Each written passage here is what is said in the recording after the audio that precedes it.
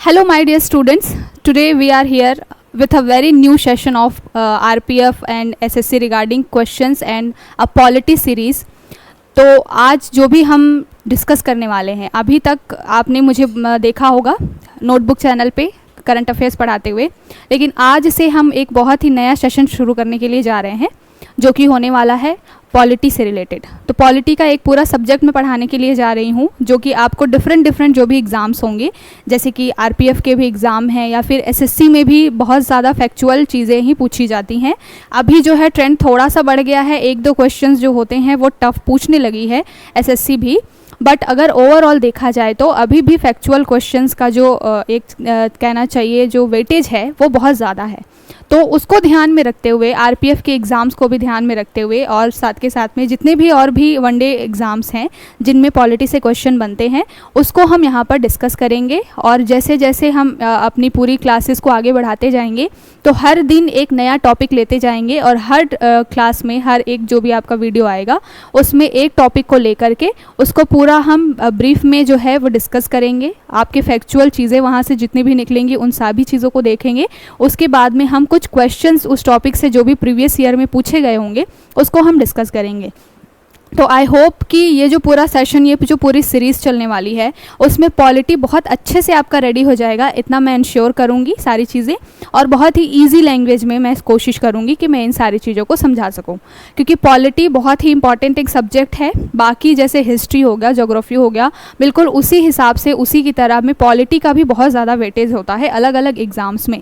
कुछ एग्ज़ाम्स में थोड़ा कम होता है, कुछ एग्ज़ाम्स में ज़्यादा होता है, लेकिन ओवरऑल देखा जाए तो अच्छा खासा वेटेज आपको पॉलिटी देखने को मिलता है। और जनरली जो वनडे एग्जाम्स होते हैं उसमें पॉलिटी से बहुत फैक्चुअल क्वेश्चंस आते हैं। अगर यूपीएससी की बात की जाए तो वहाँ पर एनालिटिकल क्वेश्चन ज़्यादा आते हैं जो कि 2-3 स्टेटमेंट वाइज होते हैं। बट अगर आप आरपीएफ की बात करिए या फिर अदर किसी वनडे एग्ज़ाम की बात करेंगे तो वहाँ फैक्चुअल क्वेश्चन ज़्यादा आते हैं, जैसे कि कॉन्स्टिट्यूशन बना तो कौन सी डेट में बना, कौन सी डेट को हमने पूरा चीज़ें अडॉप्ट करी, कौन सा ऐसा दिन था जिस दिन हमने अपना तिरंगा लिया, किस दिन हमने अपना जो राष्ट्रीय सॉन्ग जो है नेशनल सॉन्ग है या फिर जो राष्ट्रीय गीत है उसको हमने एक्सेप्ट किया। तो इस तरीके के फैक्चुअल क्वेश्चन पूछे जाते हैं। कमेटी में कितने मेंबर्स थे, जो ड्राफ्टिंग कमेटी थी जिन्होंने कॉन्स्टिट्यूशन को बनाया। तो इस तरीके के फैक्चुअल क्वेश्चंस की डिमांड जो है वो वनडे एग्ज़ाम्स में आपसे होती है, और उन सभी को ध्यान में रखते हुए हम चलेंगे, अपना टॉपिक कवर करेंगे। जिन टॉपिक्स में हमको ज़रूरत होगी कि हम बहुत ब्रीफ में जाएं, बहुत अच्छे से उसको डिटेल में देखेंगे, और जिन टॉपिक्स में हमें ऐसी ज़रूरत होगी कि यहाँ से सिर्फ फैक्चुअल चीज़ें उठानी है उसको हम वहाँ से फैक्चुअल डाटा लेते हुए और आगे बढ़ेंगे। तो एक बहुत बड़ा सेक्शन है पॉलिटी और अलग अलग इसमें डायमेंशंस हैं। सबसे पहले आज हम जो शुरू करेंगे वो हम कॉन्स्टिट्यूशन से शुरू करेंगे। पहले मैं कुछ 2-3 की टर्म्स बताऊंगी जिसके द्वारा पूरा पॉलिटी को आपको समझना आसान हो जाएगा। 2-3 की टर्म्स होते हैं जिसके इर्द गिर्द पूरा पॉलिटी जो है वो चलता है। तो की टर्म्स में जैसे कि आपका कॉन्स्टिट्यूशन क्या होता है, जैसे कि आपकी जो राज्य व्यवस्था है वो क्या होती है, स्टेट की डेफिनेशन में क्या चीज़ें आती है, कंट्री कहने का मतलब क्या है, इन्हीं सारे कुछ की टर्म्स के ऊपर में पूरा आपका पॉलिटी जो है, पूरा जो आपका सेक्शन है वो चलता है। तो अगर आपको ये सारे टॉपिक्स, ये सारे जो कीवर्ड्स हैं अगर आपको पता होगा कि अगर स्टेट की बात की जा रही है मतलब स्टेट मीन्स क्या होता है, अगर कॉन्स्टिट्यूशन की बात की जा रही है तो कॉन्स्टिट्यूशन का एक्चुअल मीनिंग क्या है, ये सारे कीवर्ड्स अगर आपको पता होंगे तो फिर धीरे धीरे जैसे जैसे क्लास आगे बढ़ेगी आपको चीज़ें समझना आसान हो जाएगा। जैसे क्लास आगे बढ़ेगी आज हम जो डिस्कस करेंगे वो कॉन्स्टिट्यूशन की हिस्ट्री क्या रही, किस तरीके से जो है कॉन्स्टिट्यूशन को बनाने की दिशा में सोचा गया, फिर कैसे कैसे काम शुरू हुआ। बहुत एक लंबा प्रोसेस है, लगभग 2 साल 11 महीने 18 दिन लग गए इस पूरे हमारे इंडियन कॉन्स्टिट्यूशन को बन के तैयार होने में। तो एक बहुत लंबा प्रोसेस रहा। इन सारे जो लगभग 3 साल का जो टेन्योर रहा उसमें बहुत सारे टाइम पे चीज़ें हुई। डेट वाइज बहुत सारे क्वेश्चंस यहाँ से भी निकल के आते हैं कि किस दिन पहली संविधान सभा की बैठक हुई, किस दिन ड्राफ्टिंग कमेटी ने अपना जो ड्राफ्ट रखा, किस दिन हमने अपना उद्देश्य प्रस्ताव यानी कि जो आज हम प्रियम्बल देखते हैं कॉन्स्टिट्यूशन का वो किस दिन आया। 13 दिसंबर जो नेहरू जी ने रखा, 9 दिसंबर को पहले जो 1946 में बैठक शुरू हुई, उसके पहले सबसे पहले सच्चिदानंद जी सिन्हा जी थे, उनको अध्यक्ष बनाया गया लेकिन वो टेम्परेरी थे। उसके बाद में राजेंद्र प्रसाद जी आए, फिर जो चीज़ें हैं वो शुरू हुई। पहले जो कॉन्स्टिट्यूशनल असेंबली थी उनका काम सिर्फ और सिर्फ इतना था कि उनको कॉन्स्टिट्यूशन बनाना है, लेकिन बाद में वो क्या करने लगी, एज अ लेजिस्लेचर भी काम करने लगी। मीन्स की जनता के लिए जो भी कानून थे जो कि जनता के जीवन के लिए ज़रूरी थे, वो सारे नियम कानून अधिनियम वगैरह एक्ट वगैरह भी बनाना जो है कॉन्स्टिट्यूशनल जो असेंबली थी उसने शुरू किया। तो बहुत सारे डिफरेंट रोल जो हैं through out the period of making the constitution जो चीज़ें चली, वो बहुत सारे डिफरेंट चीज़ें, बहुत स्टेप्स लिए गए, अलग अलग सेक्शन में सारी चीज़ें आगे बढ़ी। तो बहुत ही ब्रीफ में आज हम क्या करेंगे, हिस्ट्री जान लेंगे पहली बात तो, उसके बाद में जो भी फैक्चुअल डाटा बनता है मेकिंग ऑफ कॉन्स्टिट्यूशन के टॉपिक से उसको हम देख लेंगे। जैसे जैसे क्लासेस आगे बढ़ेंगी जो भी इंपॉर्टेंट टॉपिक्स है जहाँ से सबसे ज़्यादा क्वेश्चन पूछे जाते हैं, जैसे कि फंडामेंटल राइट हो गया, डीपीएसपी हो गया, इससे रिलेटेड बहुत ही इंपॉर्टेंट और फैक्चुअल डाटा आपसे पूछा जाता है हर एग्ज़ाम में। आप जितने भी एग्ज़ाम उठा करके देखेंगे, स्पेशली वनडे एग्जाम्स में, इन 2-3 टॉपिक्स से, फंडामेंटल राइट्स हो गया, डीपीएसपी हो गया, फंडामेंटल ड्यूटीज़ वगैरह, इन सब से साथ के साथ पार्लियामेंट आपका हो गया, प्रेसिडेंट हो गया, इन सारे टॉपिक्स से क्वेश्चन बनते ही बनते हैं। तो जैसे जैसे क्लासेस हमारी आगे बढ़ेंगी जो भी मोस्ट इंपॉर्टेंट जो टॉपिक्स होंगे जहाँ से क्वेश्चन बनते हैं, हम उन टॉपिक्स को एड्रेस करते हुए चलेंगे और लगभग 1 महीने के अंदर अंदर या 20 से 30 वीडियोस में आपका जो पूरा पॉलिटी है वो आपका रेडी हो जाएगा। ठीक है, क्लासेस बहुत ज़्यादा बड़ी भी नहीं रखेंगे, बहुत छोटी भी नहीं रखेंगे, एक इतना रखेंगे कि एक दिन में आपका दिमाग उस चीज़ को ग्रैब कर पाए। जिस दिन लगेगा कि बहुत ज़्यादा हो रही हैं चीज़ें, अब दिमाग फट जाएगा बिल्कुल, बहुत ज़्यादा कई बार ये होता है ना कि डाटा हम बहुत ज़्यादा लेने लगते हैं, फैक्चुअल डाटा, तो दिमाग काम करना बंद कर देता है। तो उस दिन हम कुछ छोटे वीडियोस बना लेंगे। जैसे पार्लियामेंट ऐसा टॉपिक है जो कि बहुत ही बड़ा है, उसमें बहुत सारे सेगमेंट्स हैं, तो वो 1 या 2 वीडियो में नहीं हो पाएगा, उसके लिए 3-4 क्लासेस लगेंगी। तो इस तरीके से छोटे छोटे सेक्शंस में बांट करके हम पूरा अपना जो है क्लास को आगे बढ़ाएंगे। तो आई होप आपको पूरा एक ओवरव्यू मिल गया होगा कि किस तरीके से हम क्लास को आगे लेके जाने वाले हैं, और मैं ऐसा सोचती हूँ, उम्मीद करती हूँ कि डेफिनेटली आपको इस क्लास के बाद से बहुत सारी चीज़ें, कॉन्सेप्ट क्लियरिटी मिलेगी। सो दैट देखिए, ऐसा नहीं है कि एक बारी वीडियो देख लिया इट मीन्स कि आपका पढ़ने का काम खत्म हो गया। आपको वीडियो देखना है, आपको एक ओवरव्यू लेना है, और उसके बाद में खुद से भी रीडिंग लेनी है। जो स्टैंडर्ड्स बुक्स होती हैं उनको खुद से भी पढ़ना है, सो दैट क्या हो सके, एक अच्छी कॉन्सेप्ट क्लियरिटी के साथ आप जब चीज़ें पढ़ते हैं तो आपको क्या होता है, जल्दी चीज़ें रिटेन होती हैं। आपने आसान होता है आपको वो चीज़ें पढ़ करके समझना, क्योंकि जो बुकिश लैंग्वेज होती है वो इतनी टफ होती है कि अगर आप फर्स्ट टाइम में उठाएंगे तो जो बच्चे जो ह्यूमैनिटीज़ बैकग्राउंड से नहीं आते हैं उनके लिए वो की टर्म समझना, उन चीज़ों को समझना कि क्या कहना चाह रहा है वो स्टेटमेंट, वो टॉपिक समझना थोड़ा सा मुश्किल हो जाता है। लेकिन अगर आप वीडियो के थ्रू सारी चीज़ें समझ लेंगे तो आपके लिए वो चीज़ें आसान हो जाएंगी, और फिर आप धीरे धीरे अपनी क्लासेस को बहुत ही एंजॉय करते हुए पढ़ेंगे। और फिर आप खुद से भी जब इसकी रीडिंग स्टार्ट करेंगे तो आपका कॉन्स्टिट्यूशन और पॉलिटी जो सब्जेक्ट है वो बहुत अच्छे से रेडी हो जाएगा। तो इसी उम्मीद के साथ में बातें बहुत हो गई, इंट्रोडक्शन भी हो गया, शुरू करते हैं सबसे पहले आज का जो हमारा टॉपिक है उसको। ठीक है, तो सबसे पहले हम देखेंगे कि किसके बारे में हमारी आज क्लास चलने वाली है। तो हमारी क्लास चलने वाली है कॉन्स्टिट्यूशन के ऊपर, और कॉन्स्टिट्यूशन की मेकिंग कैसी हुई, उसका जो हिस्टोरिकल बैकग्राउंड और जो है वो मेकिंग कैसी हुई। तो हमारा टॉपिक क्या है, कॉन्स्टिट्यूशन यानी कि संविधान। ठीक है, हिंदी में मैं बाइलिंगुअल चीज़ें ले करके चलूँगी, जो हिंदी मीडियम का बच्चा है उसके लिए भी एक आसान हो समझना, और जो इंग्लिश मीडियम वाला बच्चा है वो भी समझ पाए कि क्या बातें हो रही है। तो कॉन्स्टिट्यूशन में हम जो आज क्लासेस लेने वाले हैं वो 2 टॉपिक्स के ऊपर में बात की जाएगी। पहली बात तो ये कि हिस्टोरिकल बैकग्राउंड क्या रहा, क्या ऐसी ज़रूरत थी जिसकी वजह से कॉन्स्टिट्यूशन को बनाने के लिए सोचा गया कि ऐसा कुछ होना चाहिए। ठीक है, तो सबसे पहले हम बात करेंगे हिस्टोरिकल बैकग्राउंड के ऊपर, यानी कि ऐतिहासिक पृष्ठभूमि क्या रही जिसको ध्यान में रख करके कॉन्स्टिट्यूशन जैसा कोई एक दस्तावेज़ कह लीजिए या फिर एक डॉक्यूमेंट बनाने के लिए हमारे जो लोग थे, जो नेता थे उस टाइम पे, आज़ादी के टाइम पे, उन्होंने सोचा। ठीक है, उसके बाद हमारा जो क्लास चलेगा वो किस बेसिस पे चलेगा, making of the constitution. History में ही ये चीज़ें जो है वो ओवरलैप कर जाएंगी कि जब हम हिस्टोरिकल बैकग्राउंड को देखेंगे तभी वहाँ से चीज़ें क्लियर होनी शुरू हो जाएंगी कि कॉन्स्टिट्यूशन कैसे बना। तो मेकिंग ऑफ द कॉन्स्टिट्यूशन जब हम हिस्टोरिकल बैकग्राउंड देखेंगे तो इन दोनों टॉपिक्स को साथ साथ हम पढ़ते चलेंगे।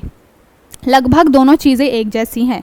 मतलब कि अगर आप हिस्टोरिकल बैकग्राउंड को समझ जाएंगे तो फिर आप यहाँ पर से भी चीज़ें समझने के लिए कैपेबल हो जाएंगे कि मेकिंग कैसे हुई कॉन्स्टिट्यूशन की। ठीक है, तो सबसे पहले कॉन्स्टिट्यूशन होता क्या है, कुछ 2-3 की टर्म्स से हम शुरुआत करेंगे। तो कॉन्स्टिट्यूशन में यहाँ पर की टर्म्स लिख लेती हूँ कि कॉन्स्टिट्यूशन क्या होता है। सबसे पहले जो संविधान है, संविधान जो होता है एक सेट ऑफ रूल्स होता है।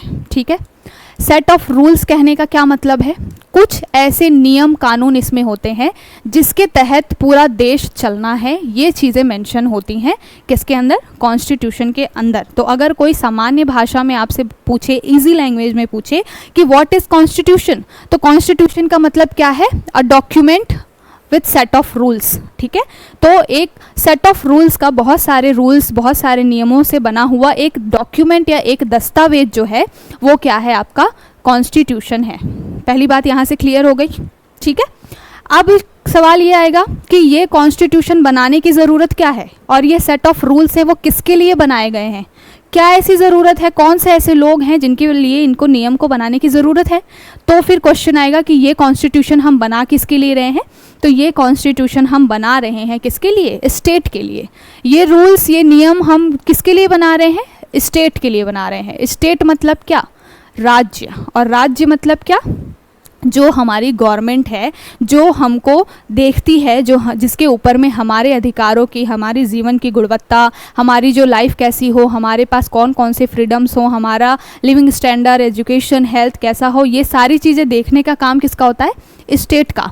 तो इन स्टेट को सही ढंग से ये स्टेट काम करें, इसके लिए एक गवर्नमेंट बनाई जाती है जिसको कहते हैं स्टेट गवर्नमेंट, यानी कि राज्य सरकार, या फिर सेंट्रल के लेवल पे, कंट्री के लेवल पे सेंट्रल गवर्नमेंट है ना, केंद्र सरकार।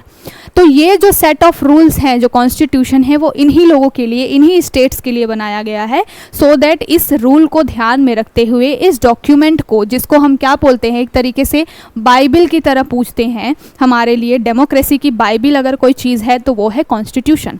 तो ये जो स्टेट है, ये जो राज्य है, वो बिल्कुल सही तरीके से काम करें, उसके लिए हमें संविधान की ज़रूरत है। क्यों, अगर मान लीजिए कि ये कॉन्स्टिट्यूशन ना होता, जैसे कि आप एंशियंट एरा की बात कर लीजिए, एंशियंट एरा में क्या था, राजा महाराजाओं का शासन चलता था। ठीक है, वहाँ पर ऐसा होता था कि अगर कोई जजमेंट करना है तो वो राजा के मूड पे डिपेंड करता था। मतलब किस दिन राजा, वो जनरल जो लैंग्वेज में बोलते हैं ना कि टीचर आज आया है और खूंखार बिल्कुल गुस्से में है, इट मीन्स कि घर पे बीवी से लड़के आया होगा। तो बिल्कुल जो एंशियंट एरा में जब चीज़ें चलती थी तो बिल्कुल इसी तरीके से चलती थी कि अगर किसी व्यक्ति ने चोरी जैसा कोई छोटा मोटा सा काम किया है, अगर कोई छोटी सी चोरी की है, राजा का अगर मूड अच्छा है, राजा उसको माफ़ कर देगा, थोड़ी बहुत में उनको दंड दे देगा, पेनल्टी लगा देगा और उसको बरी कर देगा। लेकिन अगर राजा का मूड बहुत ख़राब हुआ तो अगर उस व्यक्ति ने छोटे से छोटे किसी पेन की, किसी चीज़ की भी चोरी की हो तो राजा उसको सजाए मौत दे देगा। मतलब कि जो आपके कानून व्यवस्था है वो बिल्कुल किसी एक व्यक्ति के मूड के ऊपर डिपेंड कर रहा है कि कैसे वो कानून व्यवस्था उस राज्य में चलेगी। जब इस तरीके की चीज़ें होती हैं ना, तो ये जो है पूरा माहौल ख़राब कर देता है, लॉ एंड ऑर्डर का जो माहौल है वो ख़राब हो जाता था। अब एंशियंट एरा में तो ये सारी चीज़ें चल जाती थी क्योंकि उस समय में एक राजा होता था, उसके ऊपर ही सभी प्रजा का ध्यान रखने की जिम्मेदारी होती थी, और राजा जो बोल दे वो पत्थर की लकीर हो जाती थी। जिसमें बाहुबली मूवी में है ना कि माहिष्मती, जब वो उनकी माँ कहती है कि मेरा वचन ही है शासन, तो बिल्कुल वैसा ही होता था कि पुराने एंशियंट समय में ऐसा चलता था कि राजा ही होगा, उसका जो वचन है वही शासन है, उसने जो बोल दिया उस हिसाब से चीज़ें चलती थी। लेकिन जब हमने नए अपने एरा में कदम रखा, आधुनिक भारत में जब हम आए, तब हमें ऐसा लगा कि नहीं, इस तरीके से काम तो नहीं चल सकता। और हमें ऐसा लगा क्यों, उसके पीछे एक बहुत बड़ा रीज़न है, हमारे जो यहाँ पे 200 सालों तक रूल करके गए अंग्रेज। तो जो ब्रिटिश पूरा एरा था 200 सालों का, लगभग 190 साल जिसमें आते हैं, तो 200 साल का जो ये पूरा अंग्रेज़ों का शासन था, इन अंग्रेज़ों ने बहुत सारी चीज़ें हमारे लिए ख़राब की, लेकिन कुछ चीज़ें ये अच्छी भी करके गए। और इन अंग्रेज़ों ने ही समझाया कि ऐसे नहीं चलेगा कि राज व्यवस्था राजा की मूड पे डिपेंड करे। एक कॉन्स्टिट्यूशन होना चाहिए आपके पास, एक सेट ऑफ रूल्स होने चाहिए, कुछ नियम, कुछ कायदे होने चाहिए, जिसके आधार पर ही क्या होगा, इस तरह से शासन व्यवस्था चल पाएगी। अदरवाइज़ क्या होगा कभी भी राजा का मूड है, उसने सजाए मौत दे दी, कभी उसका मन है बड़े से बड़ी किसी ने किसी का गला काट दिया है और राजा का मूड अच्छा है तो वो क्या कर देगा, उसको माफ़ कर देगा। तो ये जो चीज़ है वो ना हो, इसके लिए अंग्रेज हमें समझा गए कि देखो भाई आपके यहाँ पे क्या होना चाहिए, एक कॉन्स्टिट्यूशन होना चाहिए, सेट ऑफ रूल्स होने चाहिए जिसके हिसाब से आगे आने वाली जो गवर्नमेंट है वो काम कर सके। ठीक है, दूसरी बात ये भी थी कि हमें उस टाइम पे जब ये कॉन्स्टिट्यूशन बनने का शुरू हुआ, देखिए एक इतिहास की बात की जाती है तो यहाँ पर बात आती है कि कब हमें ज़रूरत पड़ी कॉन्स्टिट्यूशन को बनाने की, कब हमें ऐसा लगा कि कॉन्स्टिट्यूशन जैसी कोई चीज़ होनी चाहिए। तो सबसे पहले दो चीज़ें हमारे यहाँ पे चल रही थी। एक लेवल पे अंग्रेज जो हैं, जो ब्रिटिशर्स थे, वो काम कर रहे थे कि कॉन्स्टिट्यूशन जैसी चीज़ होनी चाहिए। उसके लिए एक काम तो ब्रिटिशर्स के द्वारा किया जा रहा था, ठीक है, वहाँ पर देखेंगे कि ब्रिटिशर्स क्या काम कर रहे थे, और एक काम जो है भारतीय लोग कर रहे थे। भारतीय नेता जो थे उस समय के, वो भी ऐसा सोच रहे थे कि क्या होना चाहिए, हमारे पास में ऐसा कुछ होना चाहिए, एक संविधान होना चाहिए जिसके तहत हम क्या कर सके, आगे आने वाले अपने जो भी शासन होगा उसको हम काम कर सके, सही तरीके से चला सकें। अदरवाइज समाज में अराजकता फैल जाएगी। इतनी बड़ी पॉपुलेशन थी जब कॉन्स्टिट्यूशन वाली चीज़ें स्टार्ट हुई थी, और आज़ादी के समय लगभग हमारी आबादी कितनी थी, 40 से 50 करोड़ के बीच में थी, है ना। तो इतनी बड़ी आबादी, अभी तो 120-30 करोड़ हमको बहुत ज़्यादा लगता है, उस समय में ये 40-50 करोड़ लोग भी बहुत ज़्यादा ही थे। क्यों? क्योंकि जब उस समय का समय था जहाँ पर जिस समाज में सोचिए कि बहुत लंबे समय से राजा महाराजा रूल करते आ रहे हों, जहाँ लोगों को ये नहीं पता कि संविधान जैसी कोई चीज़ हो भी सकती है, उस समय में जो नेता हैं उनको कैसे ये समझ में आएगा कि जब अंग्रेज चले जाएंगे उसके बाद से हम इस जनता को कैसे संभालेंगे। तो ये सारी चीज़ें ध्यान में रखते हुए धीरे धीरे कुछ अंग्रेज़ों से सीखते हुए जो भारतीय नेता भी इस दिशा में काम करने लगे।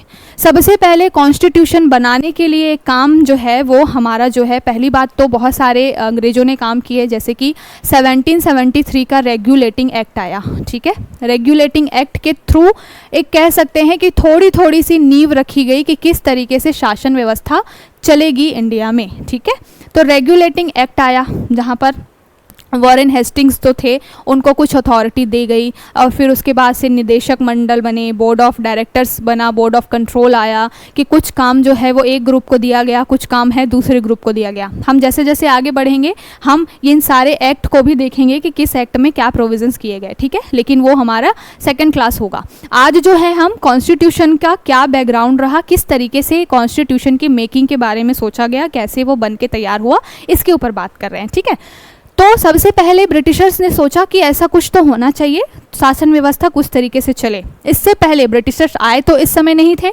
ब्रिटिशर्स आए कब थे, लगभग 1600 ईस्वी।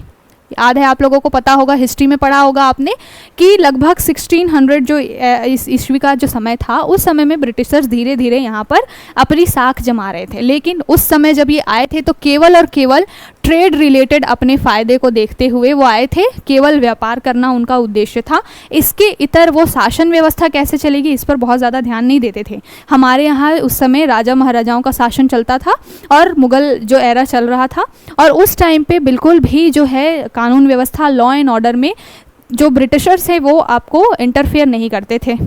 लेकिन जैसे जैसे समय बीतता चला गया उसके बाद से जो कुछ ऐसे मुग़ल आए जो लेटर जो औरंगज़ेब के बाद आए, उन लोगों ने क्या किया, धीरे धीरे थोड़ी थोड़ी लिबर्टी वगैरह देना स्टार्ट किया, है ना, कुछ ज़्यादा रियायतें देने लगे। जैसे पहले जहांगीर थे, उनके पास में जब आए थे मुनरो वगैरह, तो पहली बार में तो उन्होंने मना कर दिया था कि हम आपको परमिशन नहीं दे सकते। फिर दूसरी बार आए तो उन्होंने हाँ बोल दी कि ठीक है चलो कोई बात नहीं। फिर कुछ रियायतें औरंगज़ेब थोड़ी बहुत दे के गए थे, लेकिन बहुत ज़्यादा रियायत औरंगज़ेब भी देकर नहीं गए थे, है ना।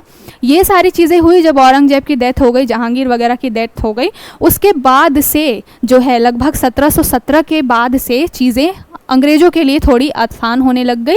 और इसके बाद से क्या हुआ, अंग्रेज़ों को बहुत सारे अधिकार मिलने लगे। तो धीरे धीरे अंग्रेज़ों ने सोचा कि क्यों ना हम अपना पकड़ यहाँ पर जमाएं और अब व्यापार से हट करके कानून व्यवस्था को भी हम अपने हाथ में ले लें। ठीक है, तो इसको ध्यान में रखते हुए इस तरीके के एक्ट बनाना ब्रिटिशर्स ने शुरू किया। ठीक, 1973 में रेगुलेटिंग एक्ट आया। उसके बाद में 1784 में जो है 1773 में रेगुलेटिंग एक्ट आया, और 1784 में जो आपका पिट्स इंडिया आया है ना, पिट्स इंडिया एक्ट आया। उसके बाद धीरे धीरे इस तरीके से चीज़ें चलने लगी। थोड़े थोड़े जो हैं, जो गवर्नर होता था, जो पहले बंगाल का गवर्नर होता था, फिर उसके बाद में तीनों प्रेसिडेंसी जो बंगाल, मद्रास, मुंबई है, उसको मिला करके एक गवर्नर बना दिया गया है ना।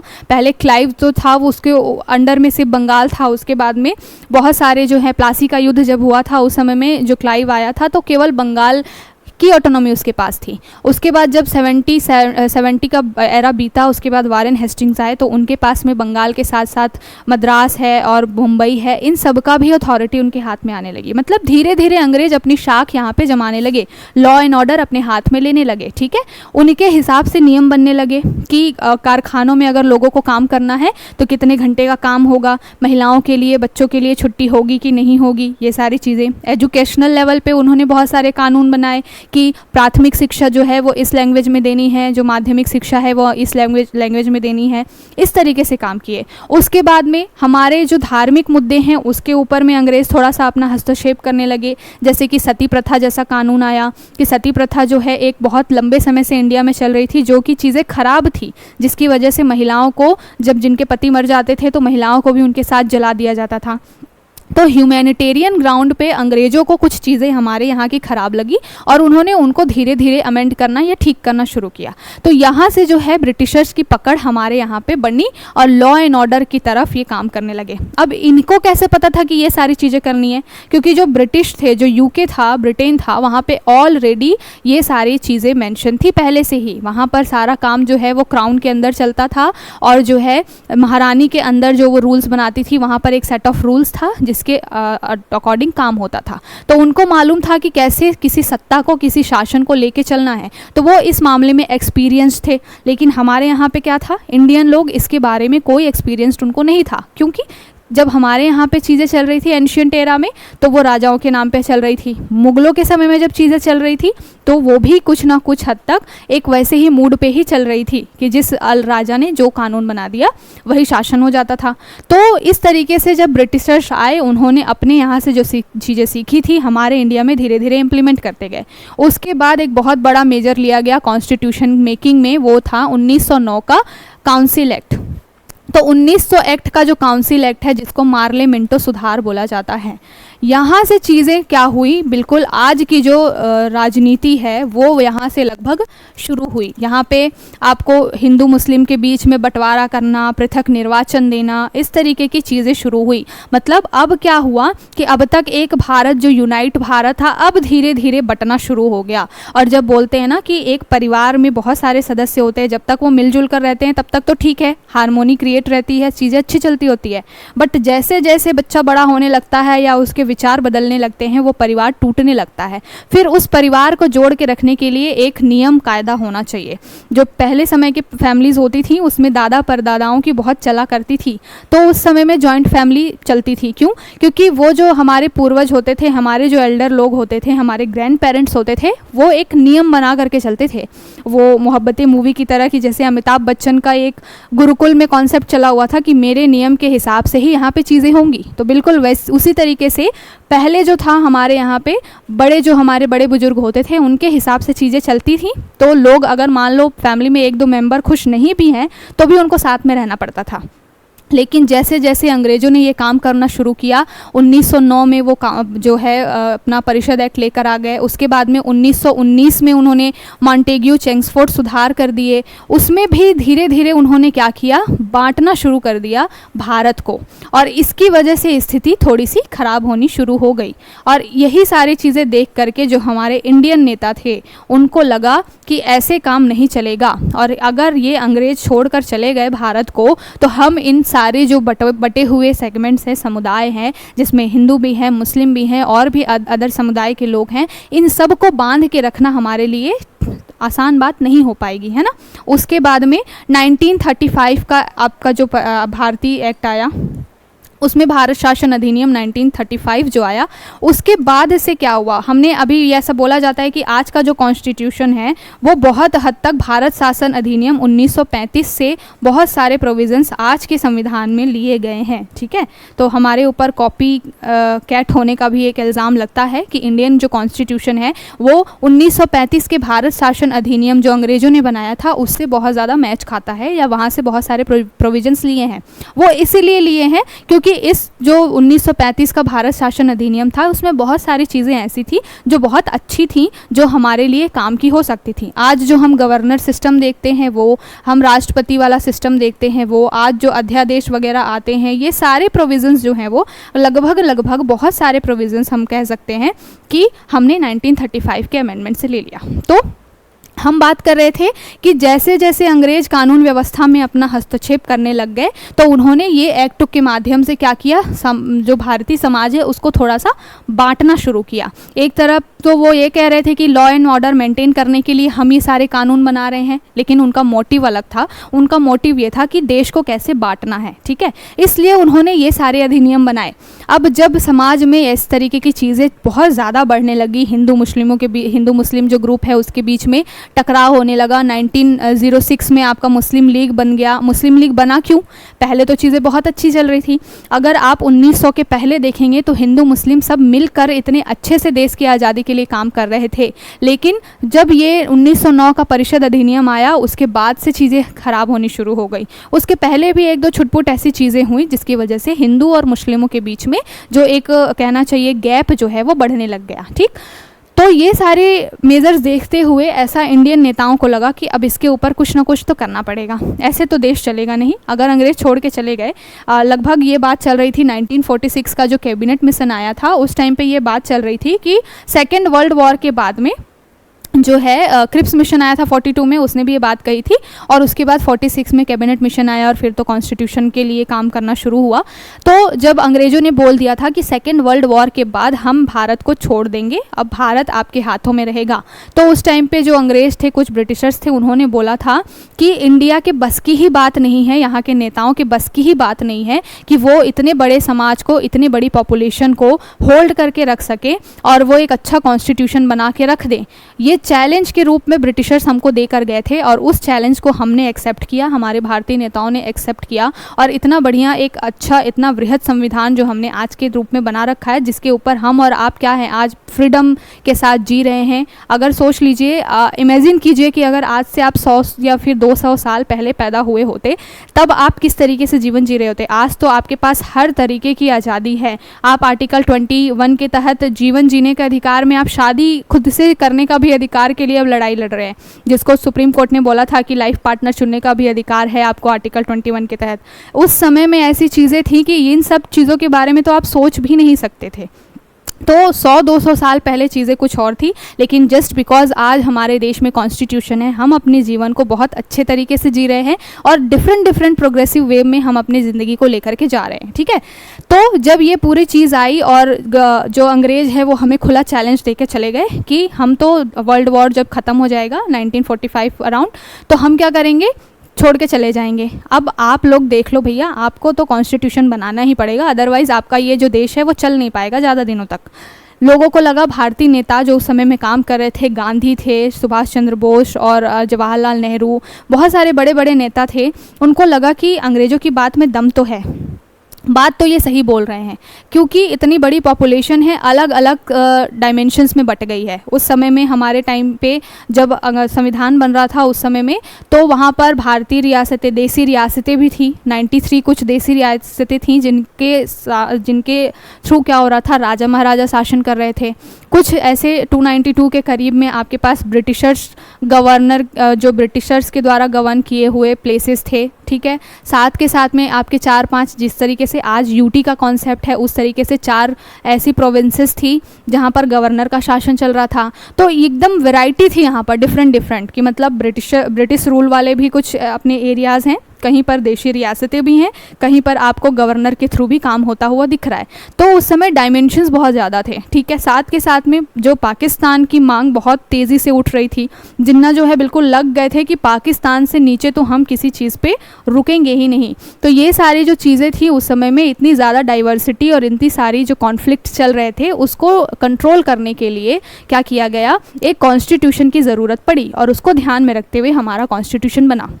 तो ये आपको एक ओवरव्यू मिला कि ब्रिटिशर्स जब थे और ब्रिटिश एरा में जब चीज़ें बन रही थी तब क्या चीज़ चल रही थी। अब हम दूसरा पार्ट इसका देखते हैं कि भारतीय नेताओं ने इसके लिए क्या काम किया, कि इंडियन नेताओं का क्या कंट्रीब्यूशन रहा कॉन्स्टिट्यूशन को बनाने में। तो सबसे पहले अगर बात आती है तो एम.एन. रॉय जी का नाम आता है।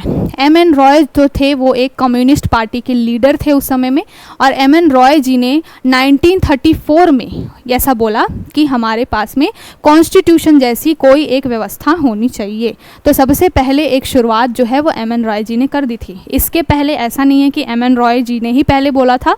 1928 में नेहरू रिपोर्ट आई थी। ये जो नेहरू रिपोर्ट थी वो जवाहरलाल नेहरू के पिताजी लेकर के आए थे, यानी कि मोतीलाल नेहरू। तो मोतीलाल नेहरू जी जब 1929 में ये जो रिपोर्ट लेकर के आए थे, नेहरू रिपोर्ट, उसमें उन्होंने बात की थी कि लोगों को वयस्क मताधिकार होना चाहिए, मतलब जो एडल्ट हैं उनके पास में वोटिंग राइट्स होने चाहिए, और भी एक दो जो मेजर्स हैं जो कि जीवन के लिए ज़रूरी है, अच्छा जीवन जीने के लिए, वो कुछ अधिकार होने चाहिए। तो ये अधिकारों की बात सबसे पहले मोतीलाल नेहरू जी ने अपने 1928 के जो प्रस्ताव है, नेहरू रिपोर्ट जिसको बोलते हैं, उसमें कर दी थी। लेकिन अगर ऑफिशियली कॉन्स्टिट्यूशन के जैसे शब्द के बारे में कोई चीज़ आए तो सबसे पहले शुरुआत एम.एन. रॉय जी से मानी जाती है 1934 में। उसके बाद में चीज़ें आगे बढ़ी, फिर 1937 में जो है वो कांग्रेस, 1935 में जो है वो कांग्रेस की, यानी कि भारतीय राष्ट्रीय कांग्रेस की बैठक हुई। वहाँ पर भी ये चीज़ें बहुत ज़ोरों से उठी कि हाँ होना चाहिए कुछ, तो कॉन्स्टिट्यूशन होना चाहिए, संविधान होना चाहिए। वहाँ पर ये सारी चीज़ें हुई। उसके बाद में आपका एक तरीके से कहना चाहिए कि 1937 में जब निर्वाचित सरकार आई, मतलब कि वहाँ पर वोटिंग वगैरह हुए, गवर्नमेंट जब आई, तो बहुत सारे भारतीय नेता क्या हुए, पार्लियामेंट में जा कर के बैठे। तो जब भारतीय नेता पार्लियामेंट में जा कर के बैठे तब उनको लगा कि ये अच्छा मौका है, अब यहाँ से हम अपने मुद्दे उठा सकते हैं और कॉन्स्टिट्यूशन की मांग कर सकते हैं।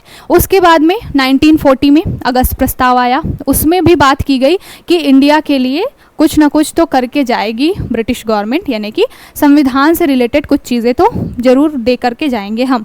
उसके बाद 1942 में क्रिप्स मिशन आया, जिसने बात की थी, इसका बहुत ज़्यादा क्या हुआ था, अपोज भी किया गया था, कोई भारतीय वगैरह नहीं थे इस तरीके से, और इसको ब्लैंक डेटेड चेक भी बोला था गांधी जी ने, नेहरू जी ने भी बोला था, बिना ब्रेक की कार है वगैरह वगैरह, ठीक है। तो क्रिप्स मिशन के समय में जब 1942 में अंग्रेज जब आए थे, मिशन आया था, हालांकि ये मिशन फेल रहा था, पर उन्होंने बोला था कि 1945 के बाद जब सेकेंड वर्ल्ड वॉर ख़त्म हो जाएगा तो हम यहाँ से चले जाएंगे। और तब उन्होंने बोला था कि अगर हम यहाँ से गए तो आपको इतनी बड़ी आबादी को संभालना, इतने कॉन्फ्लिक्ट जो अलग अलग समुदाय में चल रहे हैं, इसको संभालना आपके लिए मुश्किल हो जाएगा, सो दैट आपको एक कॉन्स्टिट्यूशन बना लेना चाहिए। उसी को ध्यान में रखते हुए 1946 में कैबिनेट मिशन आया, ठीक है। 1946 में जब कैबिनेट मिशन आया तो कैबिनेट मिशन ने एक रूपरेखा, एक फ्रेमवर्क तैयार किया हमारे कॉन्स्टिट्यूशन को बनाने के लिए, ठीक है। तो यहाँ से जो चीज़ें हैं वो शुरू हुई। तो आई होप आपको बहुत अच्छे से सारा सिनारियो समझ में आ गया होगा कि कहाँ से हमने शुरू किया और कहाँ पर आकर के हम लोग बेसिकली रुके कि अब यहाँ से हमारा जो कॉन्स्टिट्यूशन है, यानी कि भारतीय संविधान है, वो बनना शुरू होगा। तो ये जो पूरा हमने टॉपिक डिस्कस किया, ये आपके हिस्टोरिकल बैकग्राउंड में आएगा कॉन्स्टिट्यूशन के, ठीक है। यहाँ पर हम हिस्ट्री को है क्या करेंगे, देख रहे हैं और समझ रहे हैं। और यहाँ पर हमने देखा कि किस तरीके से एक रूपरेखा, एक बैकग्राउंड तैयार हुआ कॉन्स्टिट्यूशन बनने के लिए, जिसमें हमने शुरुआत राजा महाराजाओं से थी, पहले कैसा शासन था, उसके बाद ब्रिटिशर्स आए, उन्होंने क्या क्या समय समय पर मेजर्स लिए, उसके बाद भारतीयों ने किस तरीके से काम करना शुरू किया, ठीक है। तो 1946 का कैबिनेट मिशन बोला जाता है कि अगर क्वेश्चन पूछा जाए कि कौन सा ऐसा मिशन था जिसकी वजह से संविधान की जो है पूर्णतः एक रूपरेखा तैयार हुई और संविधान बनने का काम शुरू हुआ, तो 1946 का कैबिनेट मिशन है जिसके थ्रू ये पूरा काम शुरू हुआ। अब हम इसके बाद आगे बढ़ेंगे, जो हमारा दूसरा सेक्शन है। दूसरा सेक्शन हमारा क्या है, दूसरा सेक्शन है हमारा मेकिंग ऑफ द कॉन्स्टिट्यूशन। तो अभी तक हमने हिस्ट्री देख ली। हिस्ट्री में क्या चीज़ें रहीं। अब हम दूसरे सेक्शन में चलेंगे जिसका नाम है मेकिंग ऑफ द कॉन्स्टिट्यूशन। मतलब कि अभी तक तो बैकग्राउंड हमने देखा कि किस तरीके से एक रूपरेखा तैयार हुई जिसके बेसिस पे कॉन्स्टिट्यूशन का काम शुरू हुआ। लेकिन अब हम देखेंगे कि कौन कौन से दिन बैठकें हुई, कितनी बैठकें हुई, कितने लोग उसमें शामिल थे, क्योंकि यहाँ से आपके लिए फैक्चुअल क्वेश्चन बनते हैं तो हम इसको स्किप नहीं कर सकते। ठीक है, तो अब जो हम इसके बाद चलेंगे उसमें चलेंगे हम मेकिंग ऑफ द कॉन्स्टिट्यूशन। ठीक है, तो ये जो है टॉपिक है, इसके पहले हिस्टोरिकल बैकग्राउंड से आपने रूपरेखा समझ ली कि किस तरीके से संविधान आया। उसके पहले आपने ये समझा कि संविधान ज़रूरत क्यों है, संविधान है क्या। तो एक सेट ऑफ रूल है, एक तरीके का डॉक्यूमेंट है जिसमें बहुत सारे सेट ऑफ रूल्स हैं जो कि किसी स्टेट को, जो कि राज्य को कोई भी काम करने के लिए, गवर्न करने के लिए या शासन को ले करके आगे बढ़ने के लिए एक अथॉरिटी देता है और उसको एक कहना चाहिए एक नियम कानून का सेट देता है कि राज्य को इस हिसाब से ही चलते हुए जनता के लिए काम करना है। ठीक है, तो समझ में आया होगा आपको। अब चलेंगे मेकिंग ऑफ द कॉन्स्टिट्यूशन के ऊपर। तो अभी तक हमने देखा कॉन्स्टिट्यूशन का हिस्टोरिकल बैकग्राउंड कि क्या ऐसी बैकग्राउंड्स थे जिसके ऊपर से चल करके हमने कॉन्स्टिट्यूशन बनाने के लिए सोचा। बहुत सारे ब्रिटिशर्स के द्वारा लाए गए हुए एक्ट थे, जैसे कि 1909 का जो आपका मार्ले मिंटो सुधार है, उसके बाद 1919 का आपका मॉन्टेग्यू और चेम्सफोर्ड सुधार है, उसके बाद 1935 में जो हमारा भारत शासन अधिनियम आया। साथ के साथ में हमने देखा कि जो इंडियन नेता थे, जो भारतीय नेता उस समय जो फ्रीडम फाइटर्स थे, वो भी काम कर रहे थे अपने अपने लेवल पे। उन सारी चीज़ों को हमने देखा। ठीक है, अब हम चलते हैं कि making of the constitution topic की तरफ अपने, कि किस तरीके से कॉन्स्टिट्यूशन बनी, कैसे वो सभा बैठी, कितने लोग होंगे, किस तरीके से वो डिसाइड हुआ, कौन सी डेट्स थी जहाँ से पहली मीटिंग स्टार्ट हुई, कौन पहले अध्यक्ष बने, कौन बाद में पहले जो टेम्परेरी थे कौन बाद में स्थायी अध्यक्ष बने। क्योंकि यहाँ से जो है बहुत सारे फैक्ट्स बनते हैं और यहाँ से बहुत सारे फैक्चुअल क्वेश्चन आपके एग्जाम में पूछे जाते हैं। तो अब जो हम डाटा की तरफ चल रहे हैं वो हम डाटा और फैक्ट बेस्ड जो है हम चीज़ों को देखेंगे। अभी तक हमने स्टोरी के फॉर्म में एक ओवरव्यू ले लिया कि किस तरीके से हमारा कॉन्स्टिट्यूशन बन के तैयार हुआ। अब हम फैक्चुअल डाटा की तरफ चलते हैं।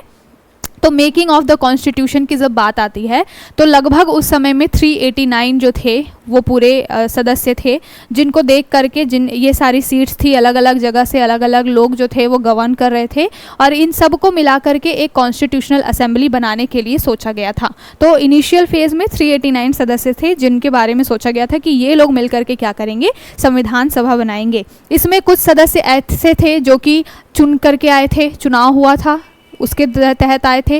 कुछ सदस्य ऐसे थे जो कि मनोनयन के तहत आए थे। मनोनयन का मतलब क्या है कि जो बिना इलेक्शन के जस्ट नॉमिनेट हो गए थे। और ये कौन से लोग थे, इनमें पहली बात तो चयनित अगर पूछा जाए, अगर आपसे पूछा जाए कि कॉन्स्टिट्यूशनल जो सभा बैठी, असेंबली बैठी, उसमें किस टाइप के लोग थे, चयनित थे केवल या फिर मनोनीत भी थे, तो दोनों चीज़ें थी वहाँ पे। कुछ जो थे वो इलेक्शन के माध्यम से इलेक्ट होकर के आए थे और कुछ ऐसे थे जो कि नॉमिनेट होकर के आए थे, मतलब कि डायरेक्टली उनको क्या किया गया था, नॉमिनेट कर दिया गया था। तो इनमें कौन से ऐसे सदस्य थे, तो 389 में लगभग 296 ऐसे सदस्य थे जो कि क्या थे, आपके चयन के थ्रू यानी कि इलेक्शन के थ्रू आए थे। और लगभग 93 ऐसी देसी रियासतें थीं जो कि अपने अपने उन्होंने क्या किया था, एक व्यक्ति को नॉमिनेट करके इस सभा के लिए भेज दिया था।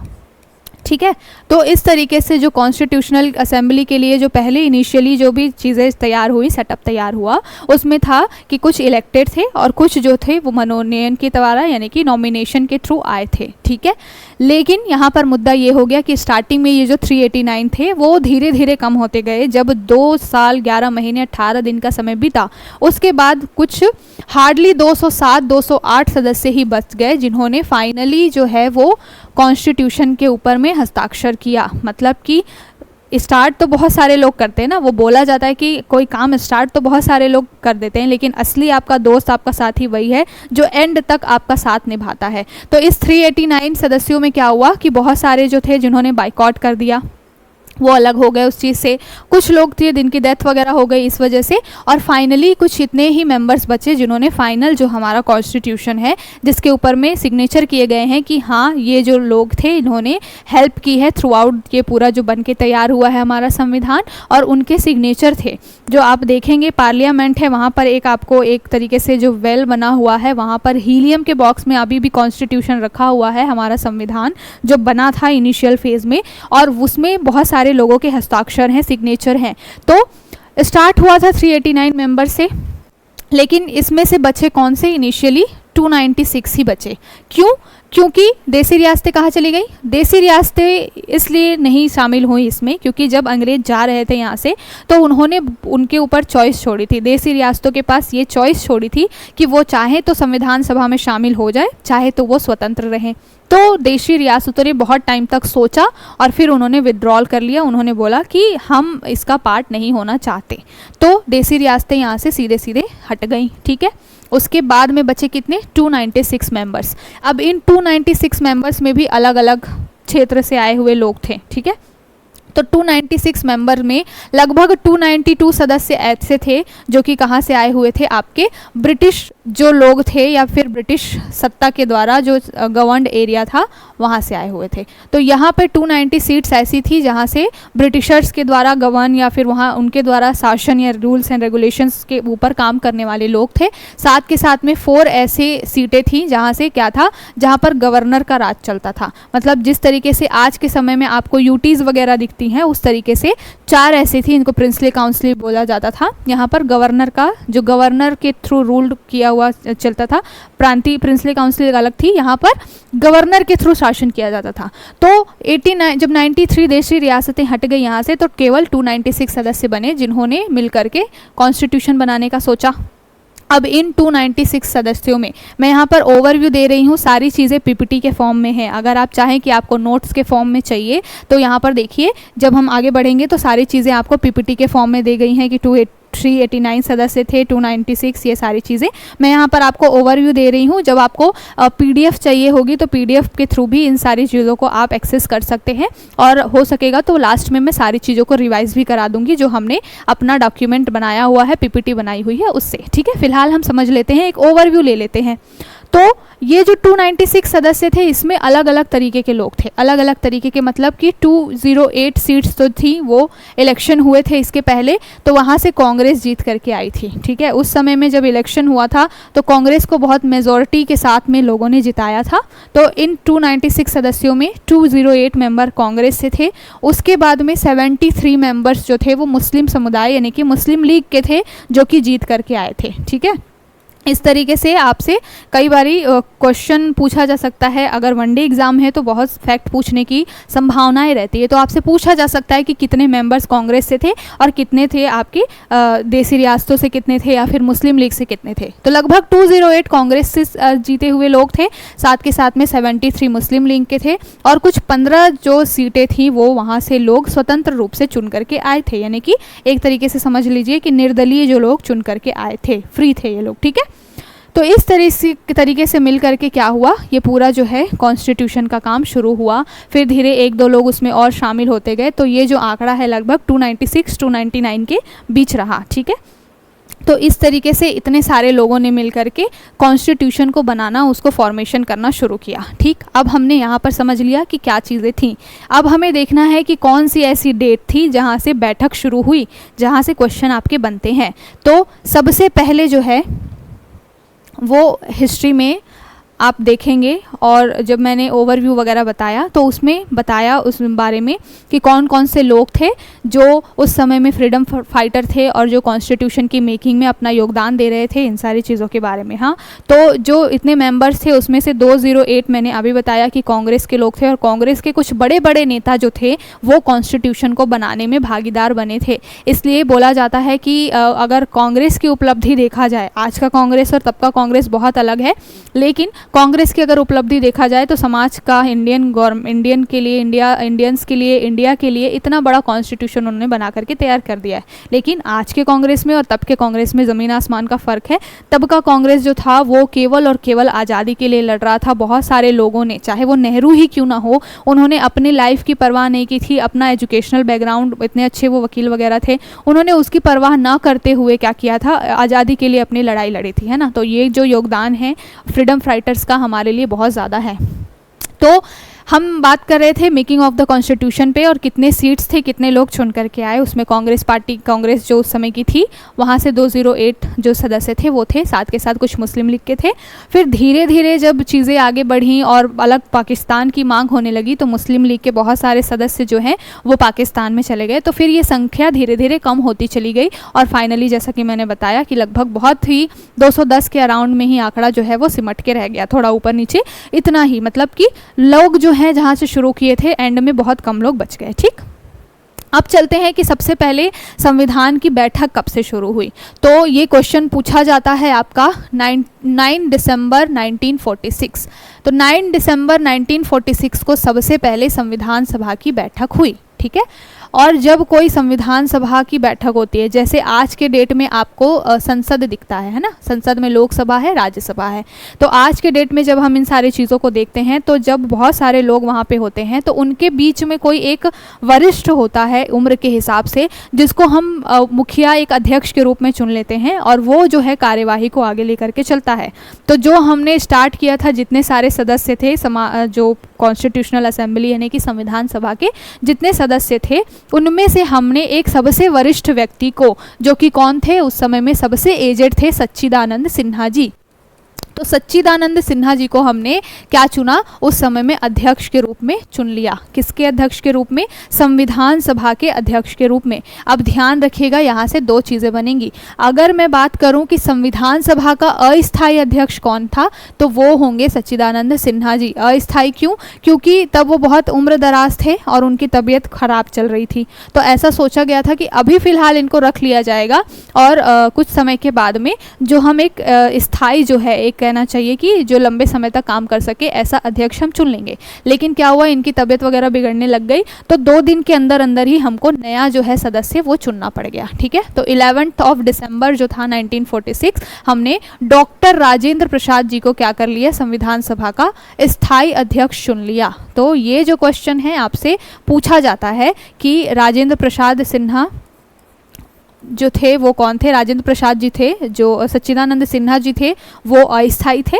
और राजेंद्र प्रसाद जी थे वो कौन से थे, स्थायी सदस्य थे। तो ये 2 क्वेश्चन आपसे बनते हैं। ठीक है, आपको गैप जो डिफरेंस है वो पता होना चाहिए कि सच्चिदानंद सिन्हा जी टेम्परेरी थे और 11 दिसंबर को हमने क्या किया, राजेंद्र प्रसाद जी को स्थायी अध्यक्ष बना दिया संविधान सभा का। ठीक है, जब ये चीज़ें हो गई, एक अध्यक्ष हो गया, तो अब क्या हुआ, काम को आगे बढ़ाया जाएगा। अब सभा बन गई, सभा के अध्यक्ष भी डिसाइड हो गए।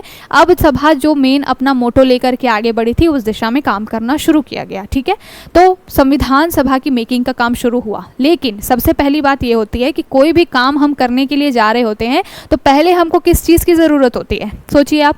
कोई भी काम, कोई हमने गोल सेट किया है तो हमें उस काम को करने के लिए सबसे पहले एक रूपरेखा की ज़रूरत होती है। अगर आप ऐसे भी लिख रहे होते हैं तो आपका ऐसे किस डायरेक्शन में जाएगा, इसके लिए आप पहले क्या करते हैं, फ्रेमिंग करते हैं कि हाँ मुझे पहले इंट्रो में ये लिखना है, उसके बाद मुझे मेन बॉडी में ये टॉपिक्स मेंशन करने हैं, फिर मुझे फाइनली कंक्लूजन की तरफ बढ़ना है। तो बिल्कुल उसी तरीके से जब संविधान सभा की पहली बैठक हो गई, अध्यक्ष चुन लिया गया, अब जब काम शुरू करना था तो हमें चाहिए था एक फ्रेमवर्क। जब इतना बड़ा संविधान हमको तैयार करना है तो वो क्या रूपरेखा होगी जिसके तहत हमको जिन प्रोविजंस को शामिल करते हुए संविधान को बनाना है। इतना बड़ा कॉन्स्टिट्यूशन जो है भारतीय संविधान, कौन से ऐसे पॉइंट्स होंगे जिसके तहत बनेगा। इसको ध्यान में रखते हुए 13 दिसंबर को नेहरू जी ने क्या किया, उद्देश्य प्रस्ताव रखा। ठीक है, जिसको आज के डेट में हम क्या बोलते हैं, प्रियम्बल बोलते हैं। ठीक है ना, जो आज का प्रियम्बल है वो बेसिकली क्या है, नेहरू जी के द्वारा रखा गया उद्देश्य प्रस्ताव है। ठीक है, तो ध्यान में रखिएगा कब लिखा गया था, डेट इंपॉर्टेंट है। ये उद्देश्य प्रस्ताव रखा गया था आपका 13 दिसंबर को, किसके द्वारा, बाय जवाहरलाल नेहरू। ठीक, तो जवाहरलाल नेहरू जी ने ये उद्देश्य प्रस्ताव रखा और इसमें चीज़ें क्या थी, इसमें चीज़ें थी कि संविधान जो बनेगा वो किस दिशा में आगे बढ़ेगा, कौन कौन से ऐसे पॉइंट्स होंगे जो इसमें मेंशन होंगे। तो आज जो हम प्रियम्बल देखते हैं हमारा, उसमें क्या मेंशन है कि पहली बात तो ये कि वो हम भारत के लोग यानी कि हमारे जो भारत की जनता है उसको हमने क्या किया है, संविधान को अर्पित किया है, ठीक है। और हम भारत के लोग जो हैं, यहाँ के लोगों को समानता जो है 3-4 तरीके की समानता, स्वतंत्रता, विचार अभिव्यक्ति, धर्म उपासना की स्वतंत्रता देने की बात करते हैं, सामाजिक और आर्थिक न्याय देने की हम बात करते हैं, सबके बीच में राष्ट्रीय एकता, बंधुत्व, ये सारी चीज़ें बनी रहें, इन सारी चीज़ों के बारे में बात करते हैं। तो ये सारी चीज़ें प्रियम्बल के रूप में, उद्देश्य प्रस्ताव के रूप में 13 दिसंबर को जवाहरलाल नेहरू जी ने सामने रखी और ये सोचा गया कि हाँ, इसके हिसाब से आगे का कॉन्स्टिट्यूशन बन के तैयार होगा, ठीक है। तो यहाँ से 3 ये जो क्वेश्चन है, यहाँ से क्वेश्चन बनता है कि कब पहली बैठक हुई, पहले अस्थायी सदस्य, फिर स्थायी सदस्य, और उसके बाद जो उद्देश्य प्रस्ताव रखा गया, ठीक। उसके बाद धीरे धीरे बहुत सारी सिटिंग्स हुई, लगभग 11 सभाएँ, टोटल जो है 11 सभाएं करी गई।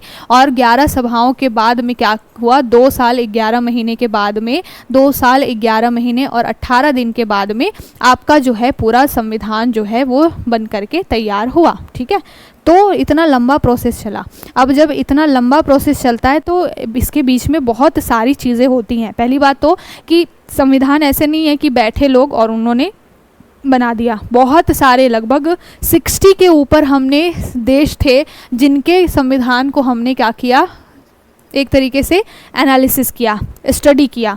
और बहुत सारे लोग ये एलिगेशन लगाते हैं कि हमारा जो संविधान है वो क्या है, एक तरीके का चोरी किया हुआ संविधान है या फिर कॉपी किया हुआ संविधान है।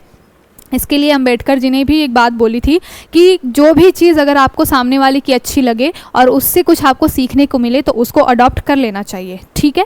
तो जब अंग्रेज हमको छोड़कर गए थे उस समय में हमारी स्थिति ऐसी थी कि अगर हम मतलब हमें उतना एक्सपीरियंस नहीं था कि कैसे चीज़ें लेकर के चलना है, हमारे पास इतनी डाइवर्सिटी थी, हमारे पास पॉपुलेशन इतना ज़्यादा था, इतने अलग अलग धर्म के लोग हमारे यहाँ पे थे, अलग अलग एज ग्रुप के लोग थे, साथ के साथ में महिलाओं के हक के लिए उस समय में बात हो रही थी। जब फ्रेंच रिवॉल्यूशन हुआ था 1789 के एरा में, उस समय में, तो वहाँ पर फ्रेंच रिवॉल्यूशन से 2-3 टर्म्स निकल के आए थे, स्वतंत्रता, समानता और बंधुत्व, है ना। तो ये सारे टॉपिक्स थे जिससे कि इंडिया को, इंडियन जो नेता थे उस समय के, उन लोगों को बहुत सारे अलग अलग डायमेंशंस में सोचने के लिए एक चीज़ मिली, एक तरीका मिला, ठीक है। 1995 में नेल्सन मंडेला जी ने जब अपने यहाँ पर जो भी चीज़ें करी थी अंग्रेज़ों के खिलाफ में, जो ब्लैक और वाइट पीपल के बीच में वहाँ पे चल रहा था कॉन्फ्लिक्ट, और जब नेल्सन मंडेला जी ने ये पूरी लड़ाई लड़ी थी तो उन्होंने भी बात की थी कि सबसे बेसिक चीज़ क्या होनी चाहिए, मूल अधिकार होने चाहिए लोगों के पास में, फंडामेंटल राइट्स होने चाहिए कि कोई भी व्यक्ति आकर के इस तरीके से उनका वायलेशन करके नहीं चला जाए, ठीक है। तो ये सारी चीज़ें जब हमारा देश आज़ाद हुआ था, जब हम कॉन्स्टिट्यूशन बनाने की तरफ आगे बढ़ रहे थे और जब आज़ादी की तरफ हम आगे बढ़ रहे थे, तब बहुत सारे मुद्दे हमारे पास भी उस समय थे कि हमको उसको किस तरीके से टैकल करना है। मुस्लिम लीग को हम पहले ही अंग्रेज़ों ने इतना बांट दिया था कि मुस्लिम जो आबादी है वो बिल्कुल चाहती ही नहीं थी कि वो इंडिया के साथ किसी भी कीमत पे रहे। जो मेजॉरिटी ऑफ मुस्लिम आबादी थी वो क्या चाहती थी, अलग पाकिस्तान की मांग कर रही थी। तो ये सारे कॉन्फ्लिक्ट को किस तरीके से ठीक किया जाएगा, इसको ध्यान में रखते हुए लगभग 60 जो देश थे जो उस समय में कॉन्स्टिट्यूशन के ऊपर काम कर चुके थे या कर रहे थे, उनसे हमने जो जो चीज़ें सीखने लायक थी और जो जो चीज़ें हमारे इंडिया में एप्लीकेबल हो सकती थी, हमने उनको वहाँ से उठा लिया, ग्रैब कर लिया। अब इतने सारी चीज़ों को पढ़ने के लिए चाहिए क्या, एक टीम चाहिए जो इतने सारे अलग अलग देश के जो भी कॉन्स्टिट्यूशन है उसको पढ़े। उसके लिए बनी एक समिति। पहले तो कॉन्स्टिट्यूशन बनाने के लिए ही एक ड्राफ्टिंग कमेटी बनी, ठीक है। ड्राफ्टिंग कमेटी में लगभग 7 मेंबर्स थे और जो ये 60 देशों के या 60 से ऊपर के देशों की जो लोगों के बारे में या उनके स्टडी, जो कॉन्स्टिट्यूशन स्टडी के बारे में देखने के लिए एक व्यक्ति को सारा जो है जिम्मेदारी सौंपी गई। तो वो कौन थे, BN राव जी। तो अगर आपसे पूछा जाए कि कौन से ऐसे व्यक्ति थे जो कि एक संवैधानिक सलाहकार थे और जिन्होंने अलग अलग देशों का जो है कॉन्स्टिट्यूशन रीड करके हमारे लिए एक खाका तैयार किया, तो BN राव, BR अम्बेडकर जो थे वो संविधान के निर्माता, उनके जनक माने जाते हैं, लेकिन उनमें बहुत बड़ा एक योगदान संविधान को बनाने में BN राव जी का भी है। और BN राव जी ही एक ऐसे व्यक्ति थे जो इतने सारे कंट्रीज़ का, उनके कॉन्स्टिट्यूशन का उन्होंने अलग अलग टाइम पे क्या किया, स्टडी किया, और फिर हमारा जो फाइनली एक जो इंडियन कॉन्स्टिट्यूशन है वो बन के तैयार हुआ, ठीक है। तो यहाँ से आपको जो भी इंपॉर्टेंट फैक्ट्स हैं वो मिल गए होंगे। आगे हम देखेंगे कि ड्राफ्टिंग कमेटी में कितने सारे लोग थे, ठीक है। फिलहाल हमने यहाँ पे देखा कि सच्चिदानंद सिन्हा जी स्थायी सदस्य थे, 2 और लोग थे, एक तो थे SC मुखर्जी। तो तो एच.सी. मुखर्जी थे जो कि उपाध्यक्ष थे, साथ के साथ में आपके दूसरे होंगे कृष्णामाचारी। तो कृष्णामाचारी और जो एच.सी. मुखर्जी हैं उन दोनों को उपाध्यक्ष बनाया गया था संविधान सभा का, इसको भी याद रखिएगा। स्थायी सदस्य आपके राजेंद्र प्रसाद तो थे ही थे, ठीक है। तो इस तरीके से एक संविधान सभा बनी जिसने संविधान के ऊपर काम करना शुरू किया। बहुत सारी अलग अलग सिटिंग्स हुई, हर 3-4 बारी अमेंडमेंट हुए और उसमें बोला जाता है कि लगभग 7,500 बार अमेंडमेंट किया गया था जब ये पूरा कॉन्स्टिट्यूशन बन रहा था। और अलग अलग सिटिंग्स हुई, एक समय में कॉन्स्टिट्यूशन रखा गया, फिर उसके ऊपर डिबेट हुई, उसके लिए पूरे 2 साल 11 महीने के बीच में लगभग 3 सिटिंग्स हुई। इस तरीके से पूरा प्रोसेस आपका आगे बढ़ा, ठीक है। खैर उतने डिटेल में जाने की ज़रूरत नहीं है क्योंकि आप वनडे एग्जाम के लिए तैयार कर रहे हैं, तो यहाँ से फैक्चुअल चीज़ें जो बन सकती हैं उसको हम डिस्कस कर रहे हैं, ठीक है।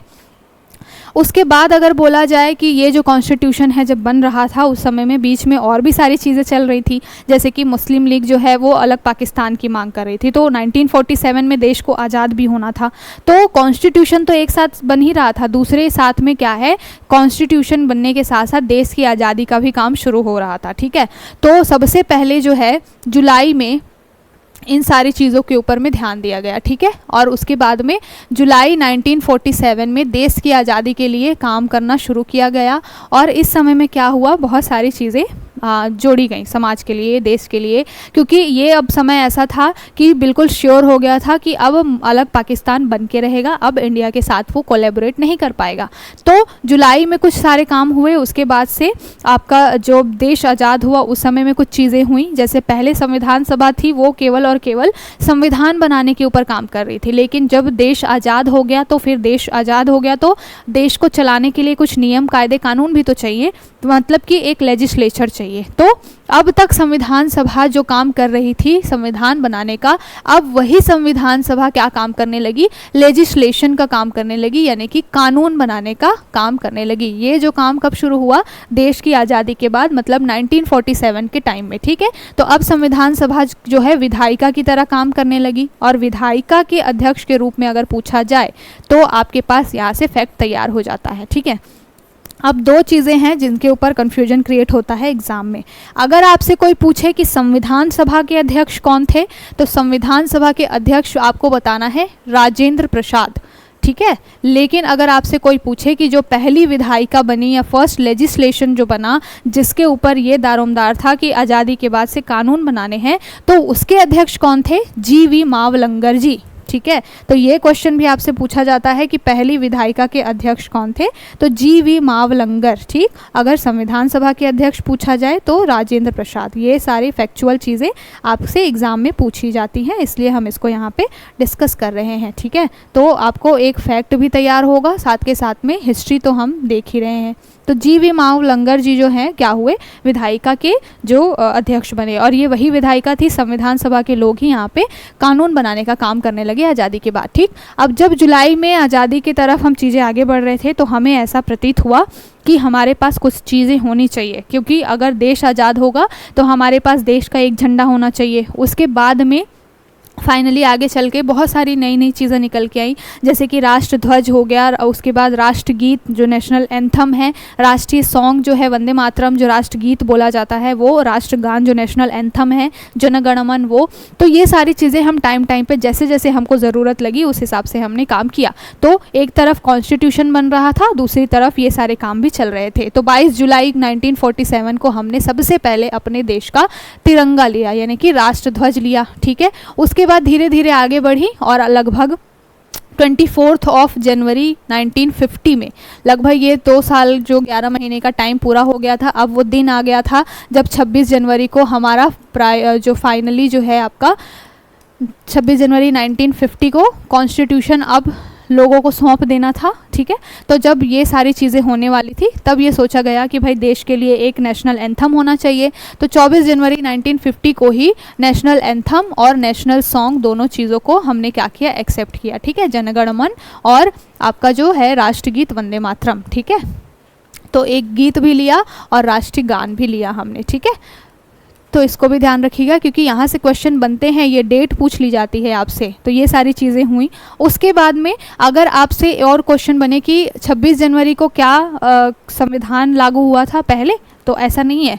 आंशिक रूप से जो संविधान है वो 26 नवंबर को ही लागू हो गया था। तो ये डेट भी बहुत इम्पॉर्टेंट है कि 26 नवंबर 1949 में ही संविधान का आधे से ज़्यादा भाग क्या हुआ था, लागू हो गया था। और ये डेट क्यों चुनी गई थी, क्योंकि 26 नवंबर का ही वो दिन था जब 1930 में जो नेहरू जी हैं उन्होंने रावी के तट पर, रावी नदी के तट पर पूर्ण स्वराज की मांग करते हुए पहला स्वतंत्रता दिवस मनाया था। ठीक है, तो 26 नवंबर का डेट हमारे लिए इम्पॉर्टेंट क्यों है, इसको विधि दिवस के रूप में भी बोला जाता है और आज भी हम उसको सेलिब्रेट करते हैं, क्योंकि 1930 में 26 नवंबर के दिन ही जो है ये काम किया गया था। ठीक है, तो ये डेट हमारे लिए बहुत इंपॉर्टेंट है, इसको भी ध्यान रखिएगा। ठीक है, उसके बाद में जो चीज़ें हुई आपकी, 26 नवंबर को हमने आंशिक रूप से क्या कर लिया, 26 नवंबर की डेट वो है जहाँ पर सबसे पहले देश की आज़ादी के लिए, स्वतंत्रता मनाने के लिए बातें रखी गई थी कि हम इस दिन से देश को क्या करेंगे,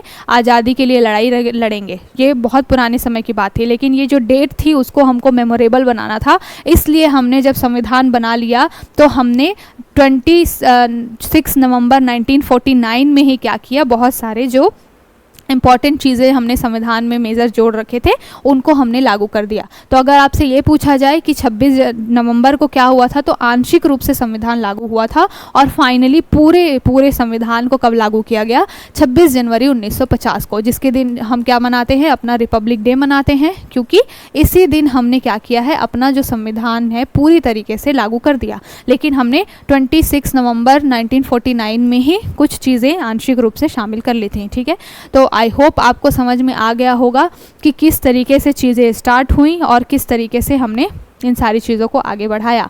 अब ये जो चीज़ है आपको सारी चीज़ें पीपीटी के फॉर्म में दी गई हैं, तो अगर आपको पीपीटी वगैरह चाहिए तो आप हमारे नोटबुक आईएएस के चैनल पे जा कर के, वहाँ से आप जो ऐप है हमारा, वहाँ से जा कर के ये सारी पीपीटी को आप एक्सेस कर सकते हैं। बाइलिंगुअल है, हिंदी में भी है, इंग्लिश में भी है। जो भी चीज़ें मैंने यहाँ बताई है कि कुल 389 सदस्य थे इसमें, उसमें से कितने लोग देसी रियासतों से आए थे और कितने लोग ब्रिटिश भारत से थे, वो सारी चीज़ें इसमें मेंशन है। उसके बाद मैंने बताया कि 296 में से इतने सारे सदस्य मुस्लिम लीग से 73 थे, स्वतंत्र ये थे।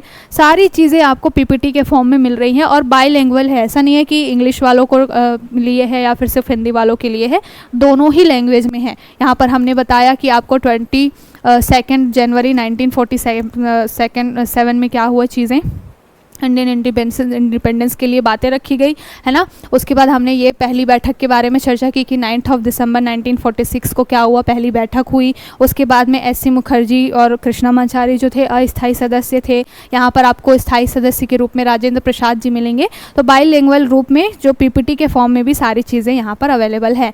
जो मैंने बात की थी नेहरू प्रस्ताव के बारे में, बात की है कि नेहरू प्रस्ताव को एक्सेप्ट कब किया गया था। तो अगर आपसे ये क्वेश्चन पूछा जाए कि लाया कब गया था, तो 13 दिसंबर 1946 को नेहरू प्रस्ताव लाया गया था, लेकिन उसको एक्सेप्ट कब किया गया था, 1947 में एक्सेप्ट किया गया था, 22 जनवरी को। ठीक है, एक साल का टाइम इसलिए लगा था कि लोग सोच रहे थे कि कुछ लोग जो हमारे से अलग हो गए हैं, अगर उनका मूड बदले, वो वापस आना चाहे, फिर उनके लिए कुछ प्रोविजंस होंगे, तो इस वजह से थोड़ा सा डिले हुआ।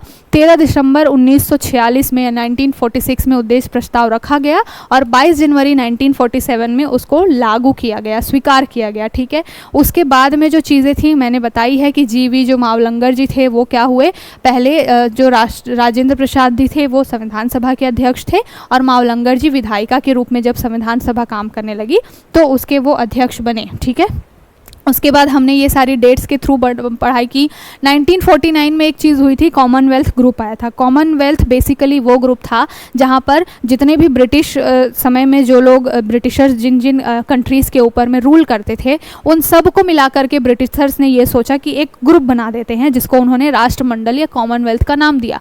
तो 1947 में इंडिया के पास ये चॉइस थी कि वो उसमें शामिल हो या ना हो। कॉमनवेल्थ में बेसिकली वही कंट्रीज़ थी जिनके ऊपर ब्रिटिश कभी किसी समय में राज कर चुके थे। तो कॉमनवेल्थ में इंडिया शामिल तो हुआ, इस चीज़ का क्रिटिसाइज़ भी बहुत हुआ था उस समय में कि क्यों कॉमनवेल्थ में शामिल हुआ, 200 साल तक अंग्रेज रूल करके गए हैं तो ये सही नहीं है। लेकिन इंडिया ने बोला कि हम कॉमनवेल्थ में शामिल तो हो रहे हैं लेकिन हमारी सोवरेनिटी जो है, वो जो हमारी संप्रभुता है वो बनी रहेगी, हम कभी भी सामने वाले से दबेंगे नहीं, ये हमारी चॉइस है, हम उस ग्रुप में जा रहे हैं। ठीक है, तो 1949 में इंडिया कॉमनवेल्थ में शामिल हो गया। जिस मैंने बताया कि नेशनल फ्लैग कब लिया गया, तो 22 जुलाई 1947 में। उसके बाद में जो 24 जनवरी 1950 में हमने नेशनल एंथम लिया, उसी डेट को हमने नेशनल सॉन्ग भी लिया। फिर राजेंद्र प्रसाद जी जो हैं वो 1950 में 24 जनवरी 1950 को फर्स्ट प्रेसिडेंट ऑफ इंडिया बन के आए। क्यों? क्योंकि संविधान को अब क्या करना था, देश को पूरी तरीके से सौंपना था। तो संविधान का प्रमुख के रूप में उस समय में प्रेसिडेंट, ऐसा सोचा गया कि देश का एक जो प्रेसिडेंट होगा वो उस समय प्रमुख हो और वही संविधान को क्या करे, देश को सौंपे। तो उसके लिए जो राजेंद्र प्रसाद जी अब तक स्थायी अध्यक्ष चल रहे थे संविधान सभा के, उनको देश का पहला जो है राष्ट्रपति बना दिया गया। और टोटल मैंने स्टार्टिंग में बताया था कि ये जो पूरा कार्यक्रम है 2 साल 11 महीने 18 दिन में लगभग 11 सभाएं हुई, 11 जो है 11 जो मीटिंग्स हुई, तब जाकर के आपका जो कॉन्स्टिट्यूशन बनके तैयार हुआ। तो यहाँ से भी क्वेश्चन पूछा जाता है कि कितनी मीटिंग्स हुई टोटल, तो 11 मीटिंग्स हुई। ठीक है, उसके बाद में मैंने बताया कि अलग अलग 60 कंट्रीज़ जो थी उनसे हमने क्या लिया, संविधान को हमने एक तरीके से स्टडी की और फिर हमने अपना संविधान बना करके तैयार किया। सेम चीज़ें हिंदी में भी लिखी हुई हैं जिसको मैंने अभी एक्सप्लेन किया। तो एक और भी बहुत इंपॉर्टेंट क्वेश्चन बनता है, क्योंकि जब संविधान बन रहा था तो अलग अलग काम अलग अलग लोगों को दिए गए थे, तो उससे रिलेटेड एक और क्वेश्चन बनता है कि कितनी समितियां थीं, कितनी ऐसी कमिटीज़ थी जिनको काम सौंपा गया था। ठीक है, तो कुछ 8 मेजर कमेटी हैं और साथ के साथ में और बहुत सारी जो है वो छोटी छोटी कमेटियां हैं, उप समितियां हैं जिनको अलग अलग काम दिए गए थे। तो यहाँ से भी क्वेश्चन बनता है कि किस कमेटी में कौन कौन से मेंबर्स थे। ठीक है, जैसे कि फेडरल सिस्टम की जब बात आती है तो वहाँ पर जवाहरलाल नेहरू उस समय में एक काफ़ी अच्छे नेता थे और उनके ऊपर ही सारा दारोमदार था। तो इस वजह से संघ शक्ति समिति जो बनी थी उसके जो हेड थे वो जवाहरलाल नेहरू थे। उसके बाद संघीय संविधान समिति बनी, उसके भी जो हेड थे वो जवाहरलाल नेहरू थे। ठीक है, वो उसी तरीके से अलग अलग लोगों को अलग अलग काम सौंपा गया, जिसमें कि प्रांतीय संविधान समिति यानी कि जो प्रिंसिप जो थी हमारे यहाँ पे, जो भी प्रिंसली चीज़ें थी जहाँ पर लोगों को, प्रांतों को एक करने की बात थी, तो प्रिंसली कमेटी जो थी वहाँ पर सरदार पटेल जी को क्या किया गया था, उसका अध्यक्ष बनाया गया था। क्यों ऐसा किया गया था, सरदार पटेल ही क्यों? क्योंकि आपको मालूम है कि जब चीज़ें चल रही थी उस समय लगभग 563 देसी रियासतें थीं, है ना, और ये जो रियासतें थी इनमें से कुछ बहुत सारे ऐसी रियासतें थी जो कि भारत में शामिल होना नहीं चाहती थी। ठीक है, कुछ स्वतंत्र रहना चाहती थी, कुछ पाकिस्तान में शामिल होना चाहती थी।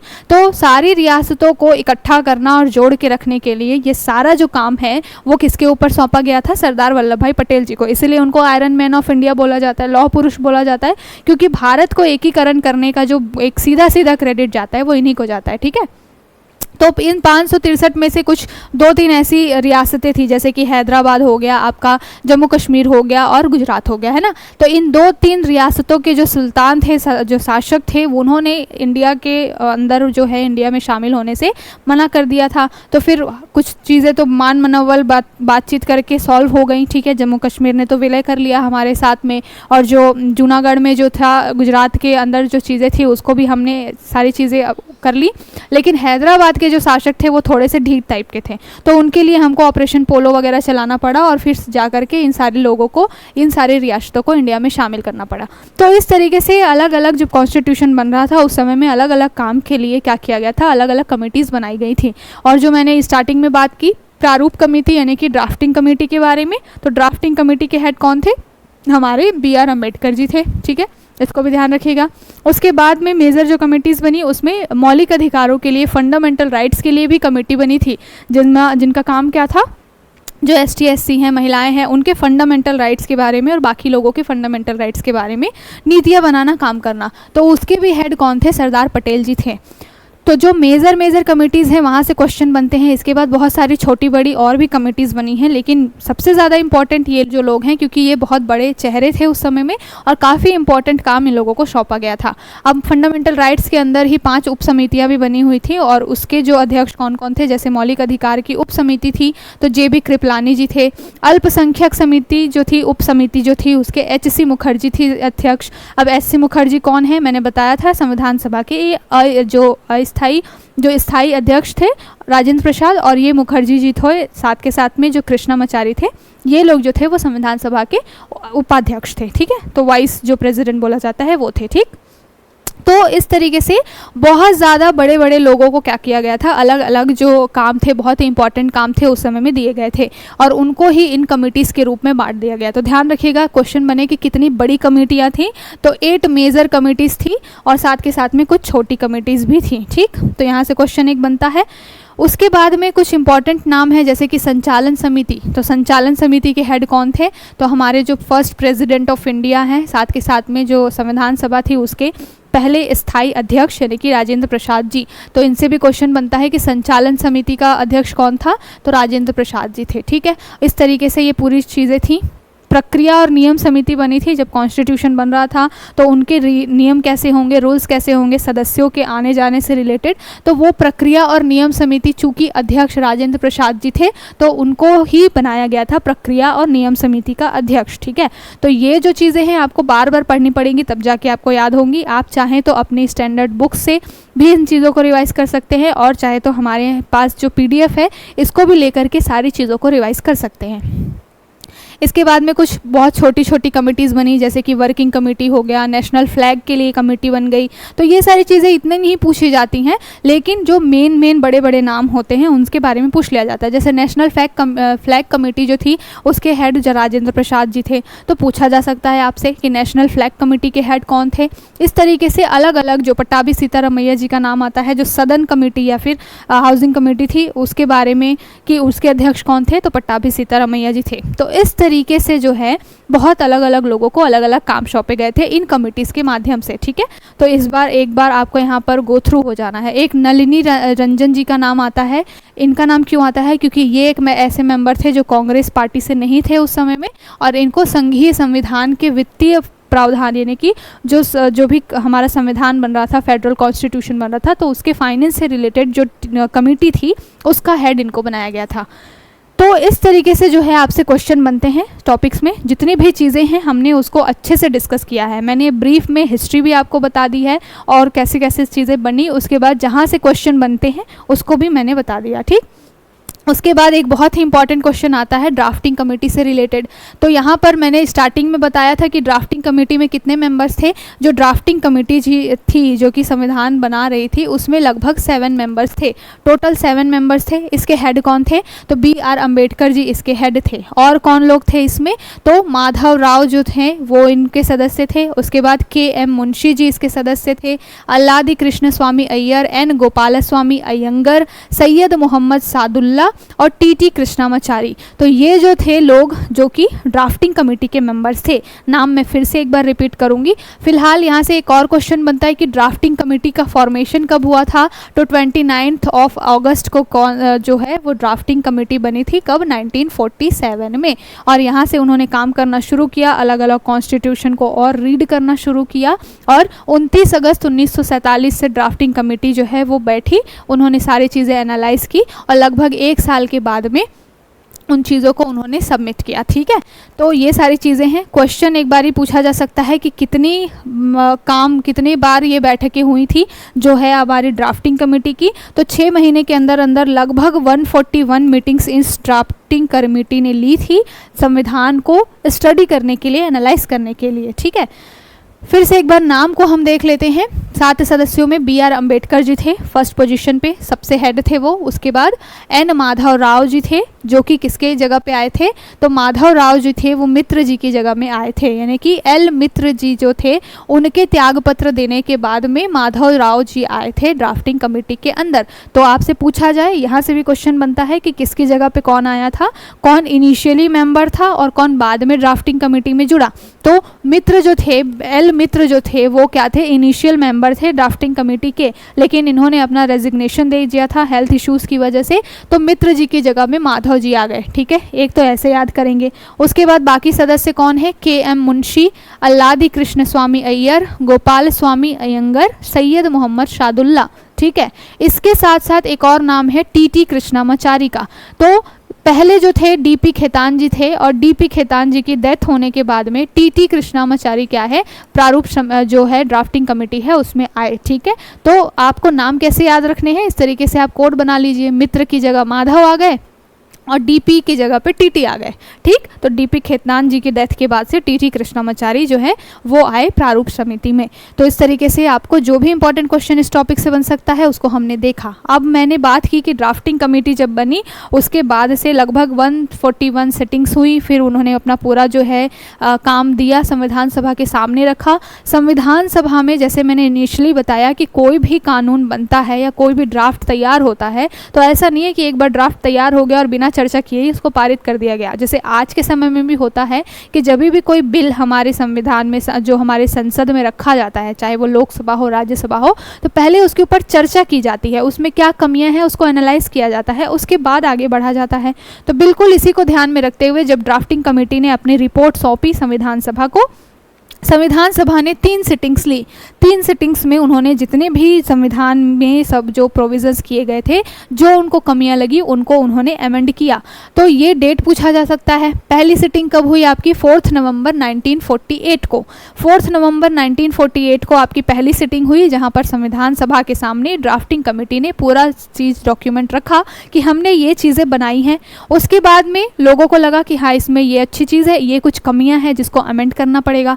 उसको अमेंड करने के लिए दूसरी सिटिंग रखी गई, और दूसरी सिटिंग कब रखी गई, वो रखी गई आपके लगभग बहुत लंबा प्रोसेस था, और दूसरी सिटिंग आपकी आई 15 नवंबर 1948। ठीक है, तो 15 नवंबर 1948 से लेकर के 17 अक्टूबर 1949 तक दूसरी सिटिंग चली, जिसमें बोला जाता है कि लगभग 7,500 जो है अमेंडमेंट किए गए, और फिर ये जो है चीज़ें आगे बढ़ी। फिर उसके बाद में फाइनली उसको पारित करने के लिए, पास करने के लिए थर्ड सिटिंग ली गई। कब ली गई, 14 नवंबर 1949 से, वो दिन जिस दिन हमारा संविधान आंशिक रूप से पारित हुआ, यानी कि 26 नवंबर 1949 तक। ठीक है, तो इस तरीके से 3 सिटिंग्स ली गई और उसमें ये सारा काम शुरू हुआ, और फाइनली 26 जनवरी 1950 को देश जो है वो पूरी तरीके से संविधान सौंप दिया गया देश को। जो हमारे अभी तक संविधान सभा के अध्यक्ष थे राजेंद्र प्रसाद जी, उनको क्या बना दिया गया, उनको बना दिया गया फर्स्ट प्रेसिडेंट ऑफ इंडिया। यहाँ पर एक क्वेश्चन और पूछा जाता है कि इनिशियली कितने आर्टिकल्स थे, तो यहाँ पर क्वेश्चन बन जाएगा कि संविधान में जब संविधान बनकर तैयार हुआ था टोटल 22 पार्ट्स थे, यानी कि भाग बोला जाए 22 भाग थे। आर्टिकल्स कितने थे, तो लगभग 395 के अराउंड में आपके क्या थे, अनुच्छेद थे। ठीक है, और लगभग शेड्यूल्स कितने थे, तो 8 अनुसूचियाँ, यानी कि 8 जो थे शेड्यूल्स थे। तो यहाँ से भी आपके लिए क्वेश्चन बनता है। ठीक है, तो इसको भी ध्यान में रखिएगा। ये सारे आपके आर्टिकल है, 395 आर्टिकल, 22 भाग और 8 अनुसूचियाँ। ये सारे जो चीज़ें मैं बता रही हूँ यहाँ से क्वेश्चन बनते हैं आप सबके लिए, तो ध्यान से पढ़ने की ज़रूरत है। उसके बाद में बहुत सारे इसके ऊपर संविधान सभा के ऊपर एलिगेशंस लगे कि बहुत लंबा है ये, इसमें केवल और केवल वकील थे जो बैठे यहाँ पर और उन्होंने तैयार कर दिया, मतलब जनता का डायरेक्ट कोई कंट्रीब्यूशन नहीं है। बहुत सारी चीज़ें हुई, लेकिन ये काम की नहीं है। जब हम वनडे एग्ज़ाम की तैयारी कर रहे होते हैं आरपीएफ वगैरह के लिए, या फिर हम एसएससी के कोई एग्ज़ाम दे रहे होते हैं, तो मोस्टली फैक्चुअल डाटा पूछा जाता है, और फैक्चुअल डाटा को याद करने के लिए आपको एक हिस्ट्री पता होनी चाहिए। तो वो हिस्ट्री जो है हमने स्टार्टिंग की क्लास में अपना देखा हमने। उसके बाद में जो कॉन्स्टिट्यूशन से रिलेटेड कुछ फैक्ट्स हैं, जैसे कि पहली बात ये पूछी जाती है कि जो कॉन्स्टिट्यूशन है उसका जो आपको सिंबल क्या है, ये क्वेश्चन पूछा जा सकता है। तो सिंबल जो है, जिसको प्रतीक कहते हैं हिंदी में, वो क्या है, हाथी, एलिफेंट जो है वो सिंबल है। अगर आप जो देखेंगे, कभी आपको जाने का मौका मिले, अभी जो पुराना हमारा संसद है उसको संविधान सदन बोल दिया गया है, तो अगर आपको कभी विजिट करने का मौका मिलेगा तो आप देखेंगे कि जो संविधान है, जो इनिशियल फेज़ में जो डॉक्यूमेंट लिखा गया है, उसको हमने एक हीलियम के बॉक्स में क्या रखा है, स्टोर किया हुआ है, सो दैट उसके पन्ने जो हैं वो ख़राब ना हो। और आप जब उस संविधान को देखेंगे तो फ्रंट पेज पे आपको बड़ा सा एक हाथी मिलेगा, हाथी बना हुआ मिलेगा, और बहुत सारे जो संविधान सभा में जो सदस्य थे उनके सिग्नेचर्स मिलेंगे, है ना। तो ये जो क्वेश्चन यहाँ से क्या बनता है कि सिंबल क्या था कॉन्स्टिट्यूशन का, तो एलिफेंट था। कॉन्स्टिट्यूशनल एडवाइज़र यानी कि संवैधानिक सलाहकार कौन थे? तो BN राव जी थे। मैंने इनके बारे में बताया कि लगभग 60 कंट्रीज़ का इन्होंने कॉन्स्टिट्यूशन को स्टडी किया। बहुत बड़ी बात है, अगर आपको कोई एक बुक दे दे मोटी सी पढ़ने के लिए 600-700 पेज की, उसको देख के ही क्या लग जाएगा, डर लग जाएगा। लेकिन BN राव जी थे, वो कॉन्स्टिट्यूशनल एडवाइज़र थे और एडवाइस तभी कर पाएंगे जब उन्होंने अच्छे से रीड किया हो, स्टडी की हो। तो लगभग 60 जो देश थे उन्होंने कॉन्स्टिट्यूशन को रटा, उसके बाद जा कर के चीज़ें बनी। यहाँ से एक क्वेश्चन पूछा जाता है कि कैलियोग्राफर कौन थे जिन्होंने पूरी राइटिंग्स लिखी थी, क्योंकि जो आपको इतना मोटा बड़ा संविधान दिखता है वो पूरा हैंड रिटन है। ऐसा नहीं है कि उस समय में कॉपी करके टाइप करके चीज़ें बना दी गई हैं, पूरा हाथ से लिखा हुआ वो संविधान है। इतना बड़ा कॉन्स्टिट्यूशन जो इंडिया का है, पूरा का पूरा हाथ से लिखा हुआ है, इसीलिए इतना लंबा समय लगा है इन सारी चीज़ों को करने में। एक तो इतना स्टडी करना पड़ा है, उसके बाद सारी चीज़ें हैंड रिटन है, तो बहुत मेहनत लगी है। तो कैलीग्राफर जो है जिन्होंने लिखा है, इंग्लिश में लिखा है, प्रेम बिहारी नारायण जी। इटैलिक शैली का यूज़ करते हुए इन्होंने लिखा है। तो प्रेम बिहारी नारायण राय ज़्यादा जो है, जो कि कैलीग्राफर हैं जिन्होंने कॉन्स्टिट्यूशन को लिखा है, बहुत सुंदर हैंड राइटिंग में लिखा है। उसको हिंदी में किसने ट्रांसलेट किया है? तो हिंदी ट्रांसलेशन जो है वो वसंत कृष्ण वैद्य जी ने किया है। यहाँ से भी क्वेश्चन आपके लिए बनते हैं। उसके बाद में उसको सजाने का काम, जब आप कॉन्स्टिट्यूशन को देखेंगे, फ्रंट पेज देखेंगे, तो यहाँ पर आपको इस तरीके से आपको कुछ आर्ट दिखाई देगा। तो ये आर्ट या फिर सजाने धजाने का काम किसने किया है? तो ये मंदलाल बोस और ब्यूहर राम मनोहर सिन्हा ने किया है। ठीक है, तो इस तरीके के क्वेश्चन भी कई बार बन जाते हैं, तो ध्यान में रखना है आपको सारी चीज़ें। कॉन्स्टिट्यूशन से रिलेटेड जितने भी इंपॉर्टेंट फैक्ट्स थे, तो ये था आज का पूरा सेशन। आई होप आपको समझ में आई होगी सारी चीज़ें, जो भी हमने स्टार्टिंग किया है कॉन्स्टिट्यूशन को, हमने उसकी हिस्ट्री देखी, उसके बाद हम अपने फैक्चुअल डाटा के ऊपर गए। तो आज का जो सेशन था वो कॉन्स्टिट्यूशन कैसे बना, किस तरीके से चीज़ें आगे बढ़ी, इसके ऊपर है। अगली जो सेशन आएगी उसमें हम जो भी कॉन्स्टिट्यूशन में इंपॉर्टेंट टॉपिक्स हैं जहाँ से आपके लिए क्वेश्चन बनता है, जैसे फंडामेंटल राइट्स हो गया, DPSP हो गया, इन सब के ऊपर चर्चा करेंगे। एग्जाम को ध्यान में रखते हुए PYQ को भी एनालाइज करेंगे कि किस तरीके के क्वेश्चन आपके लिए पूछे जाते हैं, और उस हिसाब से हम डिसाइड करेंगे कि हमें अपनी क्लास को किस दिशा में लेकर के जाना है। तो आज का सेशन थोड़ा लंबा हुआ है क्योंकि क्लासेस जो है, पहली क्लास थी, आपको एक ब्रीफ भी देना है, आपको हिस्ट्री भी बतानी है। अगली जो क्लासेस होंगी उसमें बिल्कुल topic to topic, point to point चीज़ें चलेंगी, और हम कोशिश करेंगे कि क्लासेस ज़्यादा लंबी ना हो, सो दैट आपको बहुत बोरियत भी फील ना हो, बिल्कुल एंजॉय करते हुए अच्छे से आप पढ़ाई करें। ठीक है, तो मिलेंगे फिर नेक्स्ट क्लास में, तब तक के लिए थैंक यू।